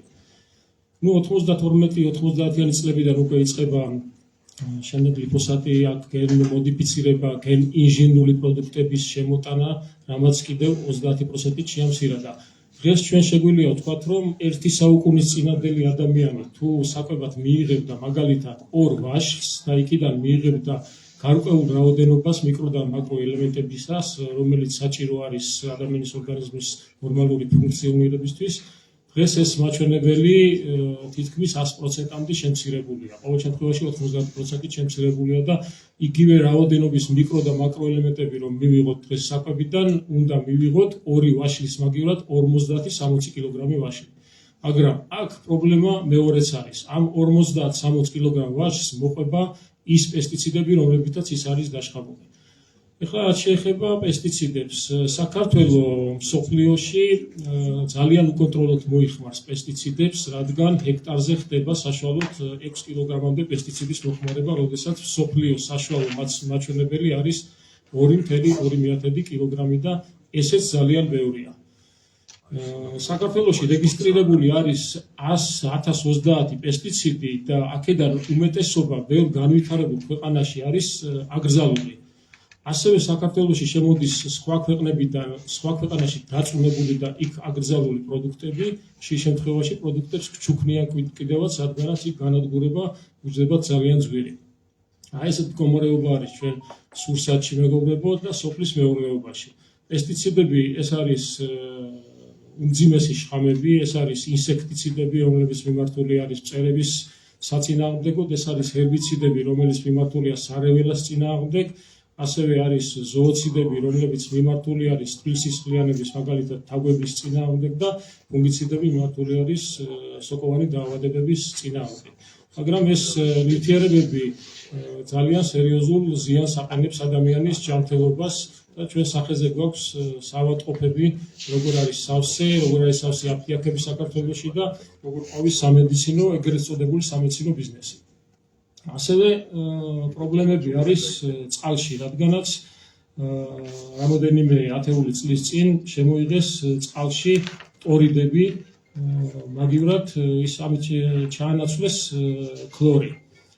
მე გადავხედე დღეს რა წყლები იყიდება მაღაზიებში და ერთადერთი სნოს აწერია, რომ არ შეიცავს ფტორიდებს. სხვაზე ვერ წავიკითხე, იქ ფტორიდების რაოდენობა ზოგ მათგანში არის ზომაზე მეტის, თუმცა ეს ნორმაც 0,4 მგ ლიტრზე არის ძალიან მაღალი მაჩვენებელი. რაც შეეხება ონკამის წყალს, კვლევა ჩატარდა რამდენიმე წლის წინ და აქაც ზომაზე მეტი იყო, სხვადასხვა უბნებში იყო ეს კვლევა ჩატარებული და მაგალითად ვაკის რაიონში გაცილებით მეტი იყო ფტორიდები, ვიდრე მაგალითად გგანში. ეს დიდი პრობლემაა და მე მაგალითად რამდენიმე დღის წინ რობერტ კენედი გამოვიდა და დაიწყო ამაზე საუბარი. ის საუბრობს წყლის გასუფთავებაზე, ფტორიდების ამოღებაზე, რა თქმა უნდა, ჩვენ კარგად ვიცით, რომ ის საუბრობს სოფლის მეურნეობაში ან პესტიციდების გამორიცხვაზე და მე შემიძლია მოვიყვანო ერთი მაგალითი სიკიმის შტატის ინდოეთში, რომელმაც რამდენიმე წლის წინ საერთოდ აკრძალა პესტიციდები და იქ თუ ვინმე შეიტანს პესტიციდს, ციხეში სვავენ. გაუათმაგდათ სოფლის მეურნეობა რაოდენობაშიც და ფინანსურათაც გაუათმაგდათ გაყიდვები და მთელი მსოფლიოს შეძლებული ხალხი იქიდან ყიდულობ დღეს ბიო და ორგანულ პროდუქციას. ეს ასევე რამდენიმე შტატმა დაიწყო უკვე ფიქრი, რომ გადავიდნენ ამ სისტემაზე და საქართველო ის ქვეყანაა, რომელსაც გვაქვს ჩვენ ყველანაირი საშუალება, რომ ბიო ორგანულ მეურნეობაზე გადავიდეთ, არ დავშხამოთ არც ჩვენი თავი და არც ჩვენი მომავალი, რადგან მაგალითად ჩატარებული არის ევროპის წამყვან ქვეყნებში კვლევები და ბოლო 50 წლის მანძილზე 50%-ით არის შემცირებული ტესტოსტერონის რაოდენობა ახალგაზრდებში. ეს განსაკუთრებით ახალგაზრდებში ჩატარდა, რადგან ადამიანები, რომლებიც დასურ ასაკს აღწევენ, შემდეგ ნელ-ნელა მცირდება ეს ისედაც. მაგრამ რომ შემცირებული 50%-ით ეს არის საგანგაშო მაჩვენებელი, რაც პირდაპირ კავშირში არის პესტიციდების მოხმარებასთან. ეს პესტიციდები ხდება ჩვენს სუფრაზე და ერთ საკითხს შევეხები კიდე საბოლოოდ ქართულ ღვინოს, რომლითაც ჩვენ ასე ვამაყობთ და 8-დან 12-მდე ჯერზე იშხამება ეს პროდუქტი და სხვადასხვა პესტიციდებზე საუბრობენ როგორც სისტემურ და არასისტემურზე, მაგრამ ეს არასწორია, რადგანაც არასისტემური პესტიციდიც ხდება შიგნით ნაყოფში ფოთლოვანი კვების საშუალებით და არასწორი არის, როდესაც საუბრობენ, რომ გაირეცხება ის გარედან და შიგნით არაფერი არ დაზიანდება. ანუ გატენილი არის ჩვენი სოფლის მეურნეობის პროდუქცია პესტიციდებით, რაც პირველ რიგში გამორჩეულ ზიანს აყენებს ჩვენს ჯანმრთელობას. მადლობა ყურადღებისთვის.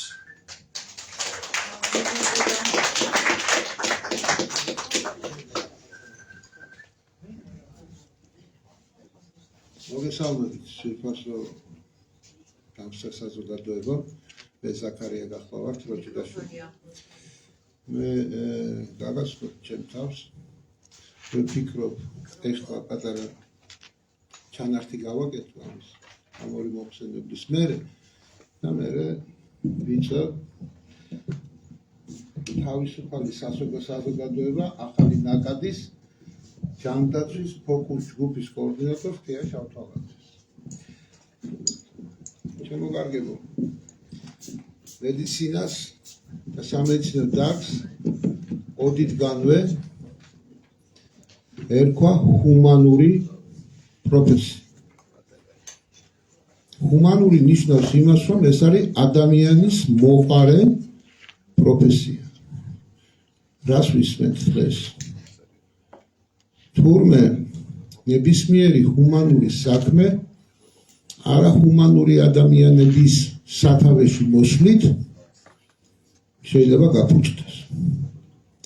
ხშირად ვამბობ ხოლმე, რომ სახალხო მეურნეობის ორი ძირითადი დარგი არსებობს, რომელიც არაფრით არ შეიძლება იყოს ბიზნესი. ეს არის მედიცინა და ეს არის განათლება. იმიტომ რომ ჯანმრთელი ადამიანი თუნდა იყოს სახელმწიფოდ დაინტერესებული და სახელმწიფო უნდა იხდიდეს თანხას ადამიანის ჯანმრთელობაში. აქ მე გიყურებთ, რომ ბევრი ექიმები ვართ, საკმაო რაოდენობით. საქმე იმაშია, რომ აი ავადსახსენებელი კომუნისტების პერიოდში ერთი და იგივე დიაგნოზით წელიწადში სამჯერო პაციენტი მოხვდებოდა სხვა საავადმყოფოში თუნდაც. ექიმებს იბარებდნენ და ეკითხებოდნენ, რა ხდება, ჩვენ რაში ვიხდით ფულს. ხშირად ვამბობ იმას, მე გავიზარდე ლენინის ქუჩა ერქვა, ადრე ახლა კოსტავოს ქუჩა ქვია, ჩვენი სულნათი გმირის სახელი. სამი სკოლა გამოსული და სამივე ამ ერთ ქუჩაზე. თელმა ჩემმა ახალგაზრდობამ გაიარა ამ ქუჩაზე. რუსთაველის მეტროდან სააკაძის მოედნამდე იყო სულ ორი აფთიაქი, ერთი ვერისბაღის შესასვლელში და ერთი კეპეის პირდაპირ დიდი აფთიაქი იყო, ვისი ბოლო-ბლობელი ფანჩურტზე იყო ჩემი კურსელი და გაყიდა და რა ვიცი რაღაცა აიგო. დღეს ცხოვრობ დოლიძის ქუჩაზე. 16 აფთიაქია. ჩემი კორპუსის გარშემო. დიდი აფთიაქები. ბრენდული აფთიაქები. დედაჩემი ადრე გამაგზავნდა ხოლმე დოშმაომიდან დოშვილო. სულ პირველი ვიყავ იმ აფთიაქში. დღეს რო შევდივარ ამ 16 აფთიაქიდან, რომელიც უნდა შევიდე, მერვე მეცხრე ვარ. მარტო ეს კმარა იმისთვის, რომ რაღაც ისე ვერ ხდება. და რაღაც გამოსაკვლევია. რეფორმა არ უნდა არსებობდეს რეფორმისთვის. და რეფორმა უნდა ხდებოდეს ქართულ მოთხოვნილებიდან გამომდინარე. და არა გარედან. უძინართამსა ყველას გაქვთ ნანახი. გედა ექიმს თავისი საცდელი თაგუნები სარყავდა. სახში ახლოს სადაც კვლევა მიმდინარეობდა. ქვეყანას რომელსაც ორი ლუგარის ლაბორატორია აქვს, საცდელი თაგუნები არ ჭირდება. რა გიკვირთ? საქართველოს მთელი 2 საუკუნის განმავლობაში სულ რაღაც ორგანიზაციებში შედის და ვეღარ გამოდის. მერე ბრძოლა ჭირდება უკან გამოსასვლელად. ესე იყო შევძგრიალდით ამ საბჭოთა კავშირში და ვეღარა და ვეღარ გამოვედით. ეხლა გინდა თუ არა უნდა შევიდეთ რაღაცა უცნაურ კავშირში და ვეღარ გამოვხვალთ მერე. და უყურეთ თურმე რა ხდება. ჩვენი განცხადება რომ სტაკმაყოფილდეს რომ ჩვენ გავდივართ ჯმოდან. ნუ გეცინებათ რა. ქართულში არის ორნაირი აბრევიატურა. ან პირველი ასოებით, ან პირველი მარცვლებით. თუ ჯანს ვიძახით, უნდა ვთქვათ ჯან-სოფ-ორგ. და თუ მოსვიძახით, აქ უნდა ვთქვათ ჯ. დღეს ლაზარე სარდგინების დღე არის და ენითა, ამითა გაცხადდების სიმართლე. რასაც წარმოადგენს ეს თქვენებურად ჯანმო, ქართულად ესია, ჯმო არის. თურმე რომ გამოვალთ ამ ჯმოდან, ერთი წელი კიდე უნდა ვატაროთ მათი რეკომენდაციები. ხედავთ, რა ძნელი ყოფილა გამოსვლა. შესვლა ადვილია. 1997 წელს შევგზგრიალდით. აბა ეხლა ამდენი ხალხი ვართ და რაღაც მოვიმოქმედოთ, როგორ გამოვიდეთ და როგორ უშველოთ მედიცინას, რომ მედიცინა უშველოს ჩვენ. ნაუკნათო? ბიზინა მოვიდათ. ვინ მოვიდასო? ეს ახალგაზრდებში ერთად. ვინ მოვიდასო? ბიზინა. ერთი არის ახალგაზრდები. სკოლებში. ქალბატონია. არა უგონია გასაკაცებელი. მადლობა.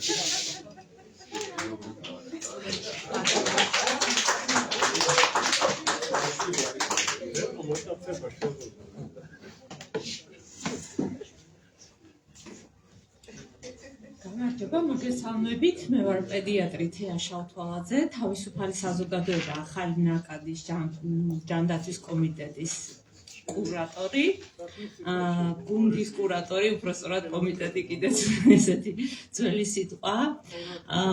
მოხარული ვარ, რომ ვიმყოფები აქ, მადლობა ქალბატონ თინას როგორც საზოგადოების სახელით, ასევე ჩემი პირადი სახელითაც, იმიტომ რომ ეს საუკეთესო საშუალებაა იმისთვის ვისაუბრო იმაზე, რაც დიდი ხანია მაწუხებს.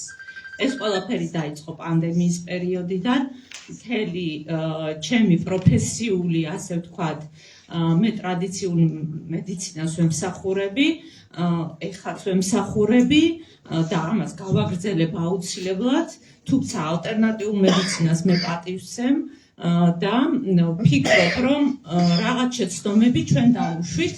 ჩვენ ახლა ერთი ხელის მოსმით ვერაფრით ვერ შევცვლით და ახალ ექიმებს ვერ ჩამოვაყალიბებთ საქართველოში, ვერც გაუშვებთ ამ ექიმებს სამსახურებინა და ვერც მოვიყვანთ ახალ ექიმებს და ამის არც უფლება გვაქვს და არც ძალისხმევა და არც საჭიროება არ დგას, მე ვფიქრობ, მაგრამ არსებობენ საქართველოში ექიმები, რომლებიც საკმაოდ კრიტიკული აზროვნებით გამოირჩევიან და ესეც უნდა იყოს და მათ მივმართავ ჩემი გამოსვლით, ვინც ესე ვთქვათ, ამ კრიტიკული აზროვნებით არ გამოირჩევიან, რომ უფრო მეტად დავფიქრდეთ იმაზე, რა მოხდა ამ პერიოდში, ვის ხელში იყვნენ ეს პაციენტები, რას ვაკეთებდით სწორად და ეს ყველაფერი იყოს პრევენცია იმისი, რომ ხვალ ზეგ რამე რომ მოხდეს, ღმერთმა დაიფაროს, ჩვენ უფრო მეტად ვიფიქროთ ამ ყველაფერზე, უფრო სწორი დასკვნები გამოვიტანოთ, იმიტომ რომ ჩვენ არ ვიცით ხვალ ზეგ რა იქნება. მე დღეს შეიძლება თარიღები ცოტა მეტჯერ ვთქვა, მაგრამ ამ ყველაფერს თავისი დანიშნულება აქვს და ვეცდები ზედმეტად არ გადაგხალოთ.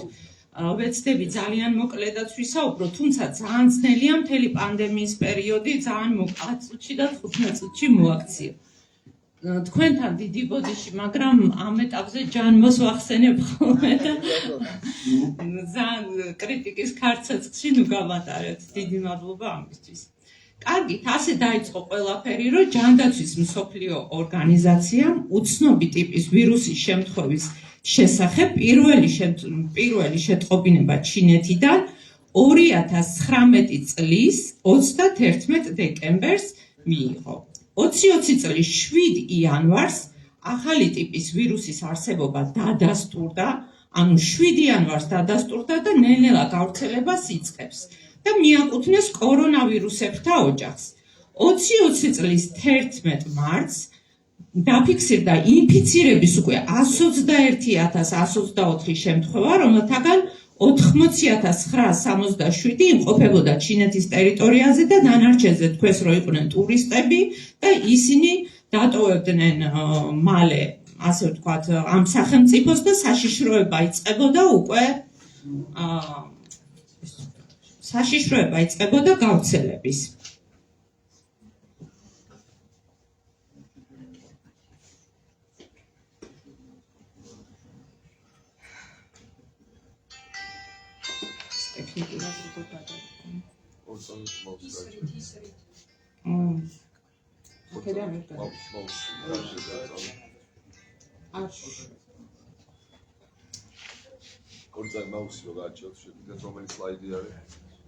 მესამე სლაიდი.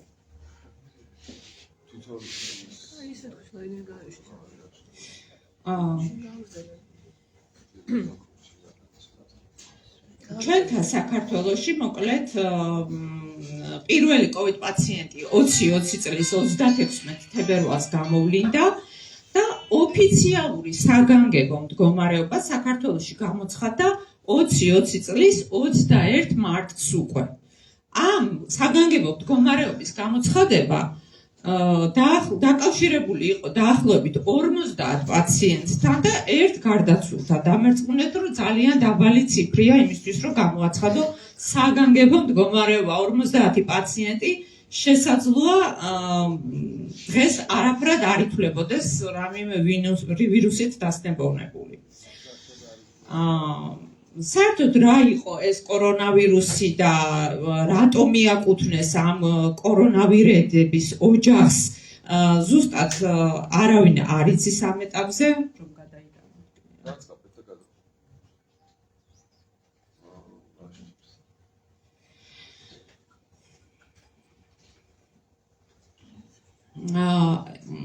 ეს იყო მოკლედ გეტყვით მიეკუთვნება სარბეკო ვირუსების ქვეგვარს და კორონავირიდეს ოჯახს მეშვიდე კორონავირუსია რომელიც ადამიანებს აინფიცირებს SARS-ი და MERS-ი იყო ამ ვირუსების ჯგუფიდან მაგრამ თლად კავშირი ამ ორ ვირუსს შორის რომლებმაც ძალიან ფართე მასშტაბით ეპიდემიები და პანდემიები გამოიწვია ასე ვთქვათ არ უკავშირდება აბა ეხლა ცალკე წესი გამოვასწორო მე რა ის არ მოვსარ გამბუზობს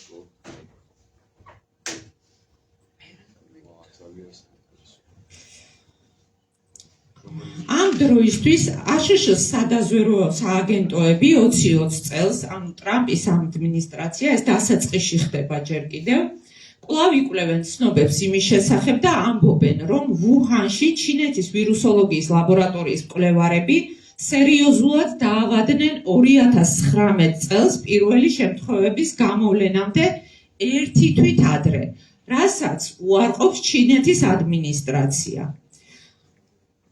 ხოლო გადის 3 წელი თუ შეიძლება რომ გადავიტანოთ ამაში თუ სხვა უკეთესად რო იყოს რა აშკარად პრობლემა აქვს ეს საინტერესოა და აი ისე თქვი არ არის კარგით გადის 3 წელი და ოფიციალურ პროტოკოლში რომელიც აქ ტარდება საქართველოში ჩემი კოლეგები ვინც მიცნობენ ძალიან ბევრი ესწრებოდნენ ამ კონფერენციას პროტოკოლი არის მოწოდებული, რომელშიც ეპიდემიოლოგია გავრცელების თვალსაზრისით უკვე არის ერთ-ერთ ვერსიად, მანამდე ხო თაგვებზე, ღამურებზე აბსოლუტურად უარყოფა მიდის, ესე იგი რომ ეს ლაბორატორიას არაფრით არ უკავშირდება, არაფრით არ შეიძლება რომ იყოს ხელოვნური, ვინც ხელოვნურს ამბობდა, იმას ყველას აბულინგებდნენ და გვაბულინგებდნენ, მინდა გითხრათ.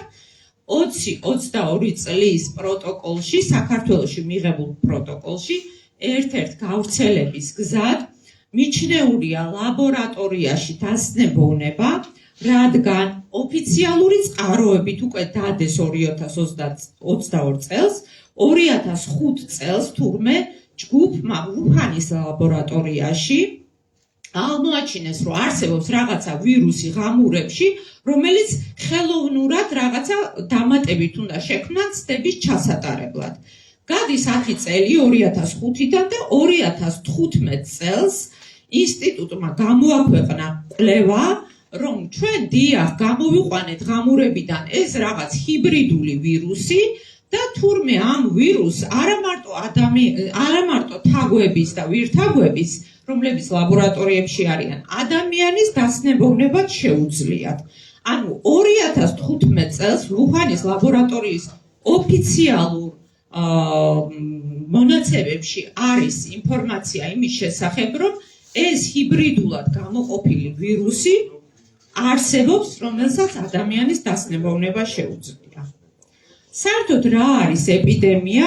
ჯანმოს მიხედვით ეს არის ინფექციური შემთხვევების მოულოდნელი მატება გარკვეულ გეოგრაფიულ ტერიტორიაზე, პოპულაციასა ან სეზონზე, რისი გადაჭარბებაც აღემატება ჩვეულებრივად მოსალოდნელ მაჩვენებელს. ანუ თუ რომელიმე დაავადება ლოკალურად იწყებს სწრაფ გავრცელებას, ამ შემთხვევების რიცხვი აჭარბებს ნორმალურ დონეს, ამას უკვე ეპიდემიად ჩათვლია. მაგალითად 50 გრიპის ახალი შემთხვევა პატარა სოფელში შეიძლება არ ითვლებოდეს პირიქით ეპიდემიად, მაგრამ დიდ ქალაქში 50 შემთხვევა ეპიდემიად არ უნდა ჩაითვალოს. ამას ჯანმრთელობის დაცვის ორგანიზაცია გვეუბნება. პანდემიას რაც შეეხება მათივე განმარტებით, ახალი ინფექციური დაავადების გლობალური გავრცელება, მისი მთავარი ნიშნებია ახალი ინფექცია ადვილად გადადის ადამიანიდან ადამიანზე, ვრცელდება გლობალურად, აქვს სერიოზული ზეგავლენა საზოგადოებრივ ჯანდაცვაზე და სოციალურ სტრუქტურებზე. ჯანმო ზოგადად არ განსაზღვრავს რიცხობრივ ზღვრებს, ეს დამოკიდებულია დაავადების ტიპზე, გადამდებობაზე და მის გავრცელების მასშტაბებზე. პანდემია არ გულისხმობს მაინც დაავადების სიმწვავეს, ის გულისხმობს გავრცელებას. აქაც რიცხობრივი ზღვრები არ არის მითითებული პანდემიის გამარტებაში, აქედან გამომდინარე ძალიან თავისუფლად გავრცელების კუთხით შეიძლება პანდემია თავისუფლად გამოცხადდეს. ისე რომ ვერავინ ვერაფერს ვეღარ იტყვის. ეს არის ის პანდემიები, რომლებიც ზოგადად მომხდარა, შეიძლებოდა თუ რო გქონოდა ამაზე გვემსჯელა, მაგრამ ეხლა გადავალ უცბად. პანდემიის, ეპიდემიის საგანგებო სიტუაციის მართვის საშუალებები საქართველოში იყო შემდეგი, რომელიც 2020 წელს საგანგებო სიტუაციის შემოღებისას უცბად მიიღეს. პირველი პროპაგანდა დარჩით სახლში, რომლის მონაწილე მეც ვიყავი ქალბატონო თინა და ურჩევდი პაციენტებს, რომ დარჩენილიყვნენ სახლში. სამედიცინო ნიღბების გამოყენება როგორც სახლში, ასევე გარეთ. სასტერილიზაციო ხსნარების ხშირი გამოყენება, არა მარტო ხელების, არამედ საგნების და ნივთების დასასტერილებლად, იზოლაცია პირველივე სიმპტომებზე, უსიმპტომო პაციენტების დატოვება მარტო ბინაზე ან გადაყვანა სასტუმროში, კონტაქტების გამოვლენა და იზოლაციაში გადაყვანა ტესტების საფუძველზე და ასე შემდეგ. აქაც ვერ დავკონკრეტები, უბრალოდ ეს ყველაფერი იყო მიზეზშემდეგობრივი იმისა, მერე რაც ხდება. გავიხსენოთ, როგორც თქვით, 2020 წლის 26 თებერვალს პირველი COVID პაციენტი და 2020 წლის 26 მარტს 50 დადასტურებული შემთხვევა. და რა ხდება? ამ დროს 2020 წლის 20 მარტისთვის, ანუ ძალიან მალე, ჩინეთის რესპუბლიკა 1000 ტესტს ჩუქნის. და ეკატერინე ტიკარაძის განმარტებით 200,000 ტესტი სამხრეთ კორეიდან საქართველოში მოდის.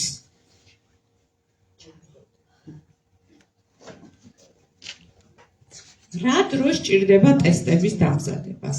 ეს ყველაფერი ტრადიციულ მედიცინას ეხება და იმიტომ ფაქტების საფუძველზე მოვედი მე აქ. ანუ ტესტების დამზადებას 6 თვიდან 1 წლამდე ეს PCR ტესტების დამზადებას ამებსაც აღარ ჩავშლით, მოკლედ ვიტყვი. სწრაფი ტესტების დამზადებას 3-დან 6 თვემდე სჭირდება, ანტისხეულებზე დამზადებულ ტესტებს 6-დან 12 თვემდე სჭირდება.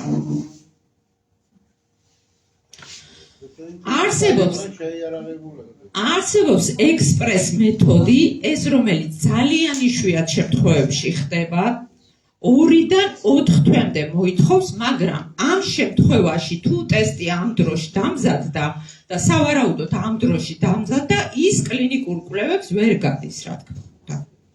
იმიტომ რომ კლინიკური კვლევების ჩასატარებად 6 თვიდან არის პროცესი საჭირო. და საერთოდ ჯამში, მოკლედ რო ვთქვათ, საქართველოში გამოყენებული იყო 18,161,408 ტესტი, ანუ 10,000 ადამიანზე 1000 მოსახლეზე გამოყენებული იყო 5,000-მდე ტესტი, ანუ ერთ ადამიანზე გამოყენებული იყო 5 ტესტამდე. ესე იგი, ერთი თვე არ იყო გასული, რომ ტესტები იყო მსოფლიოში მილიარდობით ტესტი, ჩემოკარგებო, ანუ იქიდან არანაირი კვლევები არ იყო ჩატარებული და მე პირადად, როგორც ტრადიციული მედიცინის წარმომადგენელი, ეჭვქვეშ ვაყენებ დღეს, მაშინვე დავაყენე ეჭვქვეშ და აქედან დაიწყო ჩემი პროტესტები, ასე ვთქვათ, ჩემს საახლობლოში, რომ აქ რაღაცა ისე არ ხდება. რანაირად მზადდება ტესტი ერთ თვეში, რომელიც გვიდასტურებს დიაგნოზს. აი ამ დადასტურებული COVID ტესტებით, სწრაფი ტესტებით, მით უმეტეს დადასტურებული დიაგნოზებით ხალხი გადაყავდათ სასტუმროებში, ხალხს იზოლაციაში ამყოფებდნენ ბინაზე და ზოგიერთ შემთხვევაში მკურნალობასაც კი უტარებდნენ ხოლმე სხვადასხვა პრეპარატებით, ანტივირუსული.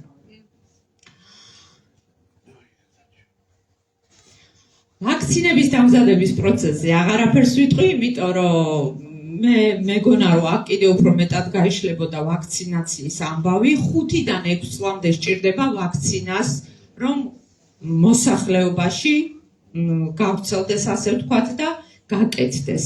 ის რაც მოხდა კოვიდის პერიოდში, უნდა ვიცოდეთ, რომ ვაქცინის მოხმარების უკუჩვენებებზე და უეფექტობაზე არც ერთი კომპანია არ იყო პასუხისმგებელი. მე თვითონ Pfizer-ის, Moderna-ს და სხვათა წყაროებიდან გეუბნებით, რომ არ იყვნენ არც ერთი პასუხისმგებლები, არ იღებდნენ პასუხისმგებლობას უკუჩვენებებზე და მოკლედ ამბობდნენ, რომ განისაზღვრა რისკი და სარგებელი ექსტრემალურ პირობებში და გადაწყდა, ასე ვთქვათ, მასობრივი ვაქცინაციის ხელშეწყობა. დიახ, ეს ყველაფერი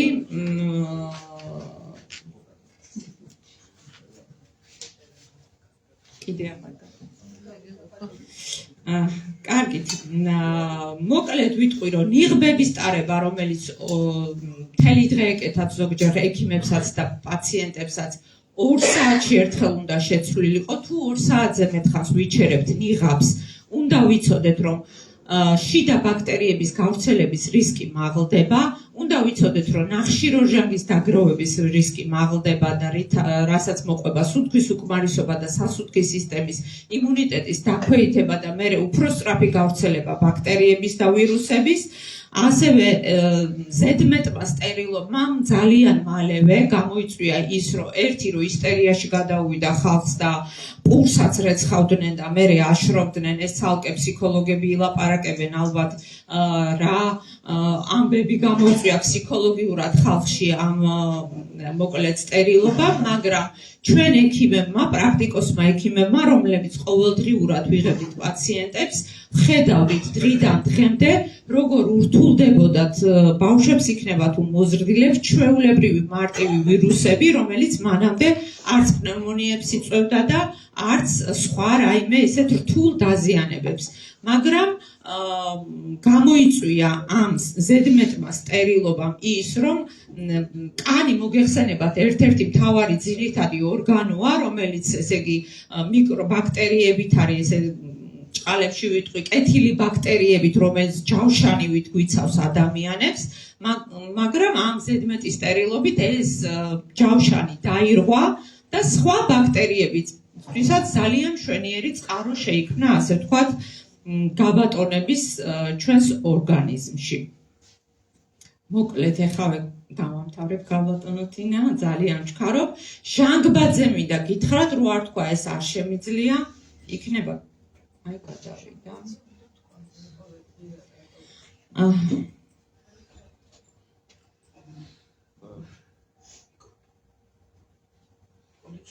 ხადადის იმ სლაიდს ახაც კი, ოღონდ ხარ გან გადასვლა. აი, შევიშვით. არა. უკან. მაგის შემდეგი დიახ. აი, ისედაც ჯერაში. დიახ, არა, უბრალოდ მნიშვნელოვანია ის, რომ ჯანმოს პროტოკოლებით პაციენტების მართვა და ინდივიდუალური მიდგომები მთლიანად გამორიცხული იყო, ჰიპერდიაგნოსტიკით ხდებოდა ტესტების საფუძველზე პაციენტებზე, COVID პაციენტების იარლიკის დადება, ასე ვთქვათ, და გადაყვანა კლინიკებში. ამით საწყო ფონდები თავიდან გადაივსო, გადავსების შედეგად ის პაციენტები, რომლებიც გარეთ რჩებოდნენ, შეიძლება მართლა ვისაც ჭირდებოდა კლინიკურად მიხედვა, ვერ შედიოდნენ კლინიკაში და ის პაციენტები, ვისაც არ სჭირდებოდა კლინიკურად მიხედვა და სახლის პირობებშიც კარგად გამოვიდოდა მდგომარეობიდან, რჩებოდნენ კლინიკებში და იყვნენ საკმაოდ რთულ მდგომარეობაში. ასეპტიკა, ანტისეპტიკის დარღვევები იყო სამედიცინო პერსონალის დეფიციტი. მე ჩემი წყაროებიდან ვიცი, რომ ხშირად ექთნების მაგივრად სანიტრები მორიგეობდნენ,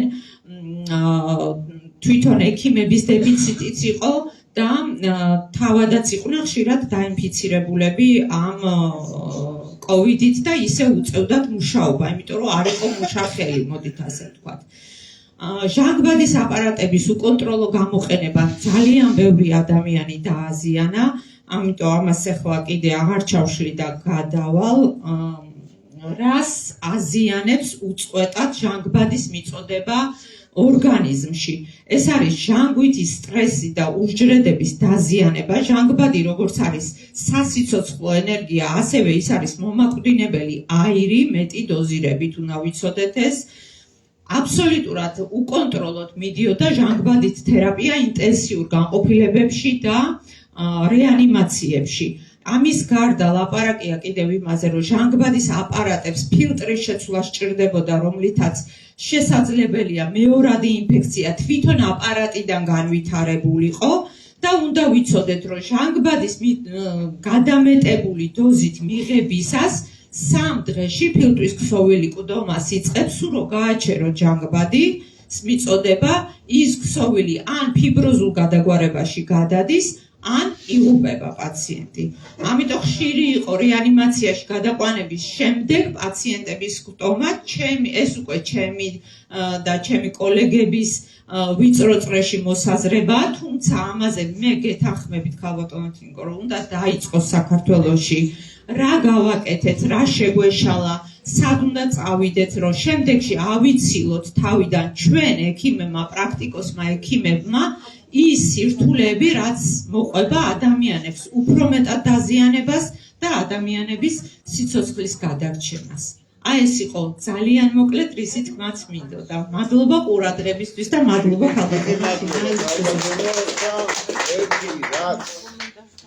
რაც სათავეს უდევდა ამას ყველაფერს, აი ამ შეცდომებს. შეცდომითი ტერმინოლოგია და ტერმინოლოგია შეცდომითი როდის არის, როდესაც ის არასწორად ასახავს.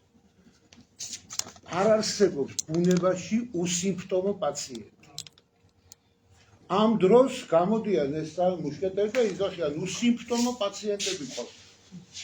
არ შეიძლება კბილი თუ არ დგივა ადამიანს მივიდეს სტომატოლოგს. ხალხს აუღებდნენ რაღაცას და მეორე ტრადიციულ მედიცინაში, როგორ ვიცით ჩვენ ცხვირიდან, როდესაც PCR ტესტს ვიკეთებთ, ხო? მაინდა-მაინც ცხვირხახის თავს უნდა ატაკონ. ეს არის უდიდესი გლანდულა, რომელიც იცავს თელს ჩვენს გააქანა გავიწოდნენ ბოლოში და იქ უტყავდნენ ადამიანს. ერთხელ კლინიკაში უნდა ჩაიტარო და ჩავიტარო. წავართვი ხელი და რა შვება. ეგ ერთი და კიდევ იყო მოსაზრება, რომ ის პირველი ტესტები, რომელიც შემოვიდა, რაღაც აღნიშნები ჰქონდა, პლუს და მინუს. და ცხვირიდან რომ ცხვირები რო ჰქონდათ გადმოყოფილი ამ ხალხს მანქანებიდან საზღვარზე თურქეთიდან რო გადმოდიოდნენ და ცხვირში რო უჩხიკინებდნენ, იქნებ ვირუსები შემოქონდათ. რატო ამას არ ვაქცევთ ყურადღება? ჩვენ ვაქცევთ. ამაში ესაა. არა, იცით რა არის? ჩვენ მოხსენებები რა ძალიან ისეთი აკადემიურია, დიდი მადლობა ამისთვის, მაგრამ მორიდებული. იმიტომ რომ კოლეგიალობას არ ვარ. ეს მithorasies. მაგრამ წეგან იმიტომ ვთქვი მე, როდესაც პატიოსა დარგში უპატიოსნი ხალხი მოვა, ისინი უნდა ხილებული იქნեն. და პასუხი უნდა მოეწყო. რომელიმე დარგი არის უპატიოსნო დარგი არ არსებობს. სურა მაგისმეთ რას მოკეთებდი ჩვენ 3 წელიწადი ვამხელდით, მაგრამ რა მივიღეთ? არა, პრინციპში მივიღეთ ის რომ რაღაცები განაჩერეთ, მაგრამ არა, მაგრამ რაღაცა შედეგი იყო, მაგრამ ისეთი როგორიც უნდა ყოფილიყო არა და რეაგირებაც არა და ეხლა დღევანდელი კონფერენციის მიზანი არის რა იცი რომ მივიქციოთ ყურადღება, რომ დავაყენოთ ეს საკითხები ზუსტად. ვეფხვი რომ უნდა შეიქმნას რაღაცა კომისია სპეციალური, როგორც ამერიკაში უამრავ კომისიებს ხნის ახლა კენედი. და ჩვენც მივიღოთ კომისია, სადაც შევლენ დამოუკიდებელი ექსპერტები. ჩვენ წავარდნით ახლა მე მაგის ის ჯანმრთელობა არ მიწყობს ხელს რომ მაგას ჩავუდგეთ ხა სათავეში და ვიმონაწილეო, მაგრამ ახლა ახალგაზრდები ვინც ახართ, აგერ თინა აქტიური, რამდენიმე ზურა, იგივე შენ. ხო და მე მგონი, ხო, აი ეს ახალგაზრდების რო ჩავწოცო და კიდევ უფრო და ერთი ის მინდა თქვა, ქართული პარადოქსი, პირველი რომ აი ტესტებზე რო თქვათია. ტესტები მთელ მსოფლიოში რომ მორჩანა, ყველგან აიგრძალა. აღიარეს რომ ალბათობა სტომილების არის 80% და არსად აღარ ცნობდნენ ამ ტესტებს. ჩვენთან გრძელდებოდა და უკეთეს გეტყვით. არის კლინიკები, მე ხო ძალიან ბევრი ხალხი მწერს, ყველა საჩივარი მოდის ჩემთან, რაც დაკავშირებული არის მედიცინასთან. მით უმეტეს კოვიდთან. ეხლაც მწერენ, რომ კლინიკაში არიღებენ, რომ რამდენიმე კლინიკაში პაციენტებს თუ არ ჩაიტარა PCR ტესტი. აი აქ ჯერ ერთი გაუგებარია რა საჭიროა, ნუ ჯერ ერთი უარყოფილია უკვე და მაინც ხო ვიღაცის ბიზნესია ფაქტია ხა რა თუ და ამას კითხვა. მაგრამ მე მებადებოდა სულ კითხვა. კარგი, ჩაიტარეს ახლა PCR ტესტი და დაადგინეს რომ არ არის ატიპის გრიპი და არის PCR-ისა, COVID-ი. მე რა მკურნალობა არის სპეციფიური რამე? ნებისმიერი ვირუსის მკურნალობა მაინც ერთდაიგივეა და რემდესევირი მოქმედებს, ან იმაზე ღორი წრიბზე ტამიფლუ მოქმედებს. ახლა ექიმები ვარ და ვიცით რომ არანაირი განსხვავება არ არის, ხო? ლიმონიანი ჩაი და ასე შემდეგ. ნიურიანი ჩაი, ჩემი რეცეპტი. და მდოგვის ესენი ბავშვებს ვანები ფეხებზე. ისო ჩვეულებრივი ხალხური მედიცინა და როგორც მკურნალობდით, ხო პარაცეტამოლია თუ რაღაცა არის, ყველამ ვიცით როგორ უნდა უმკურნალოთ ეს სიტუაციებს. ეხლა მე მინდა გამოვაცხადო შესვენება, ყავას მოვგარდბეთ, ჩაის დავისვენოთ და მე გავაგრძელოთ, მე ვფიქრობ. ამასობაში რამდენი ხანში გაგრძელდება რომ ნუ 15 წუთში ალბათ, ხო? 15 წუთი მეგონი გვაქვს. კარგი 15 წუთის შემდეგ დავბრუნდებით პირდაპირ ეთერში მეგობრებო.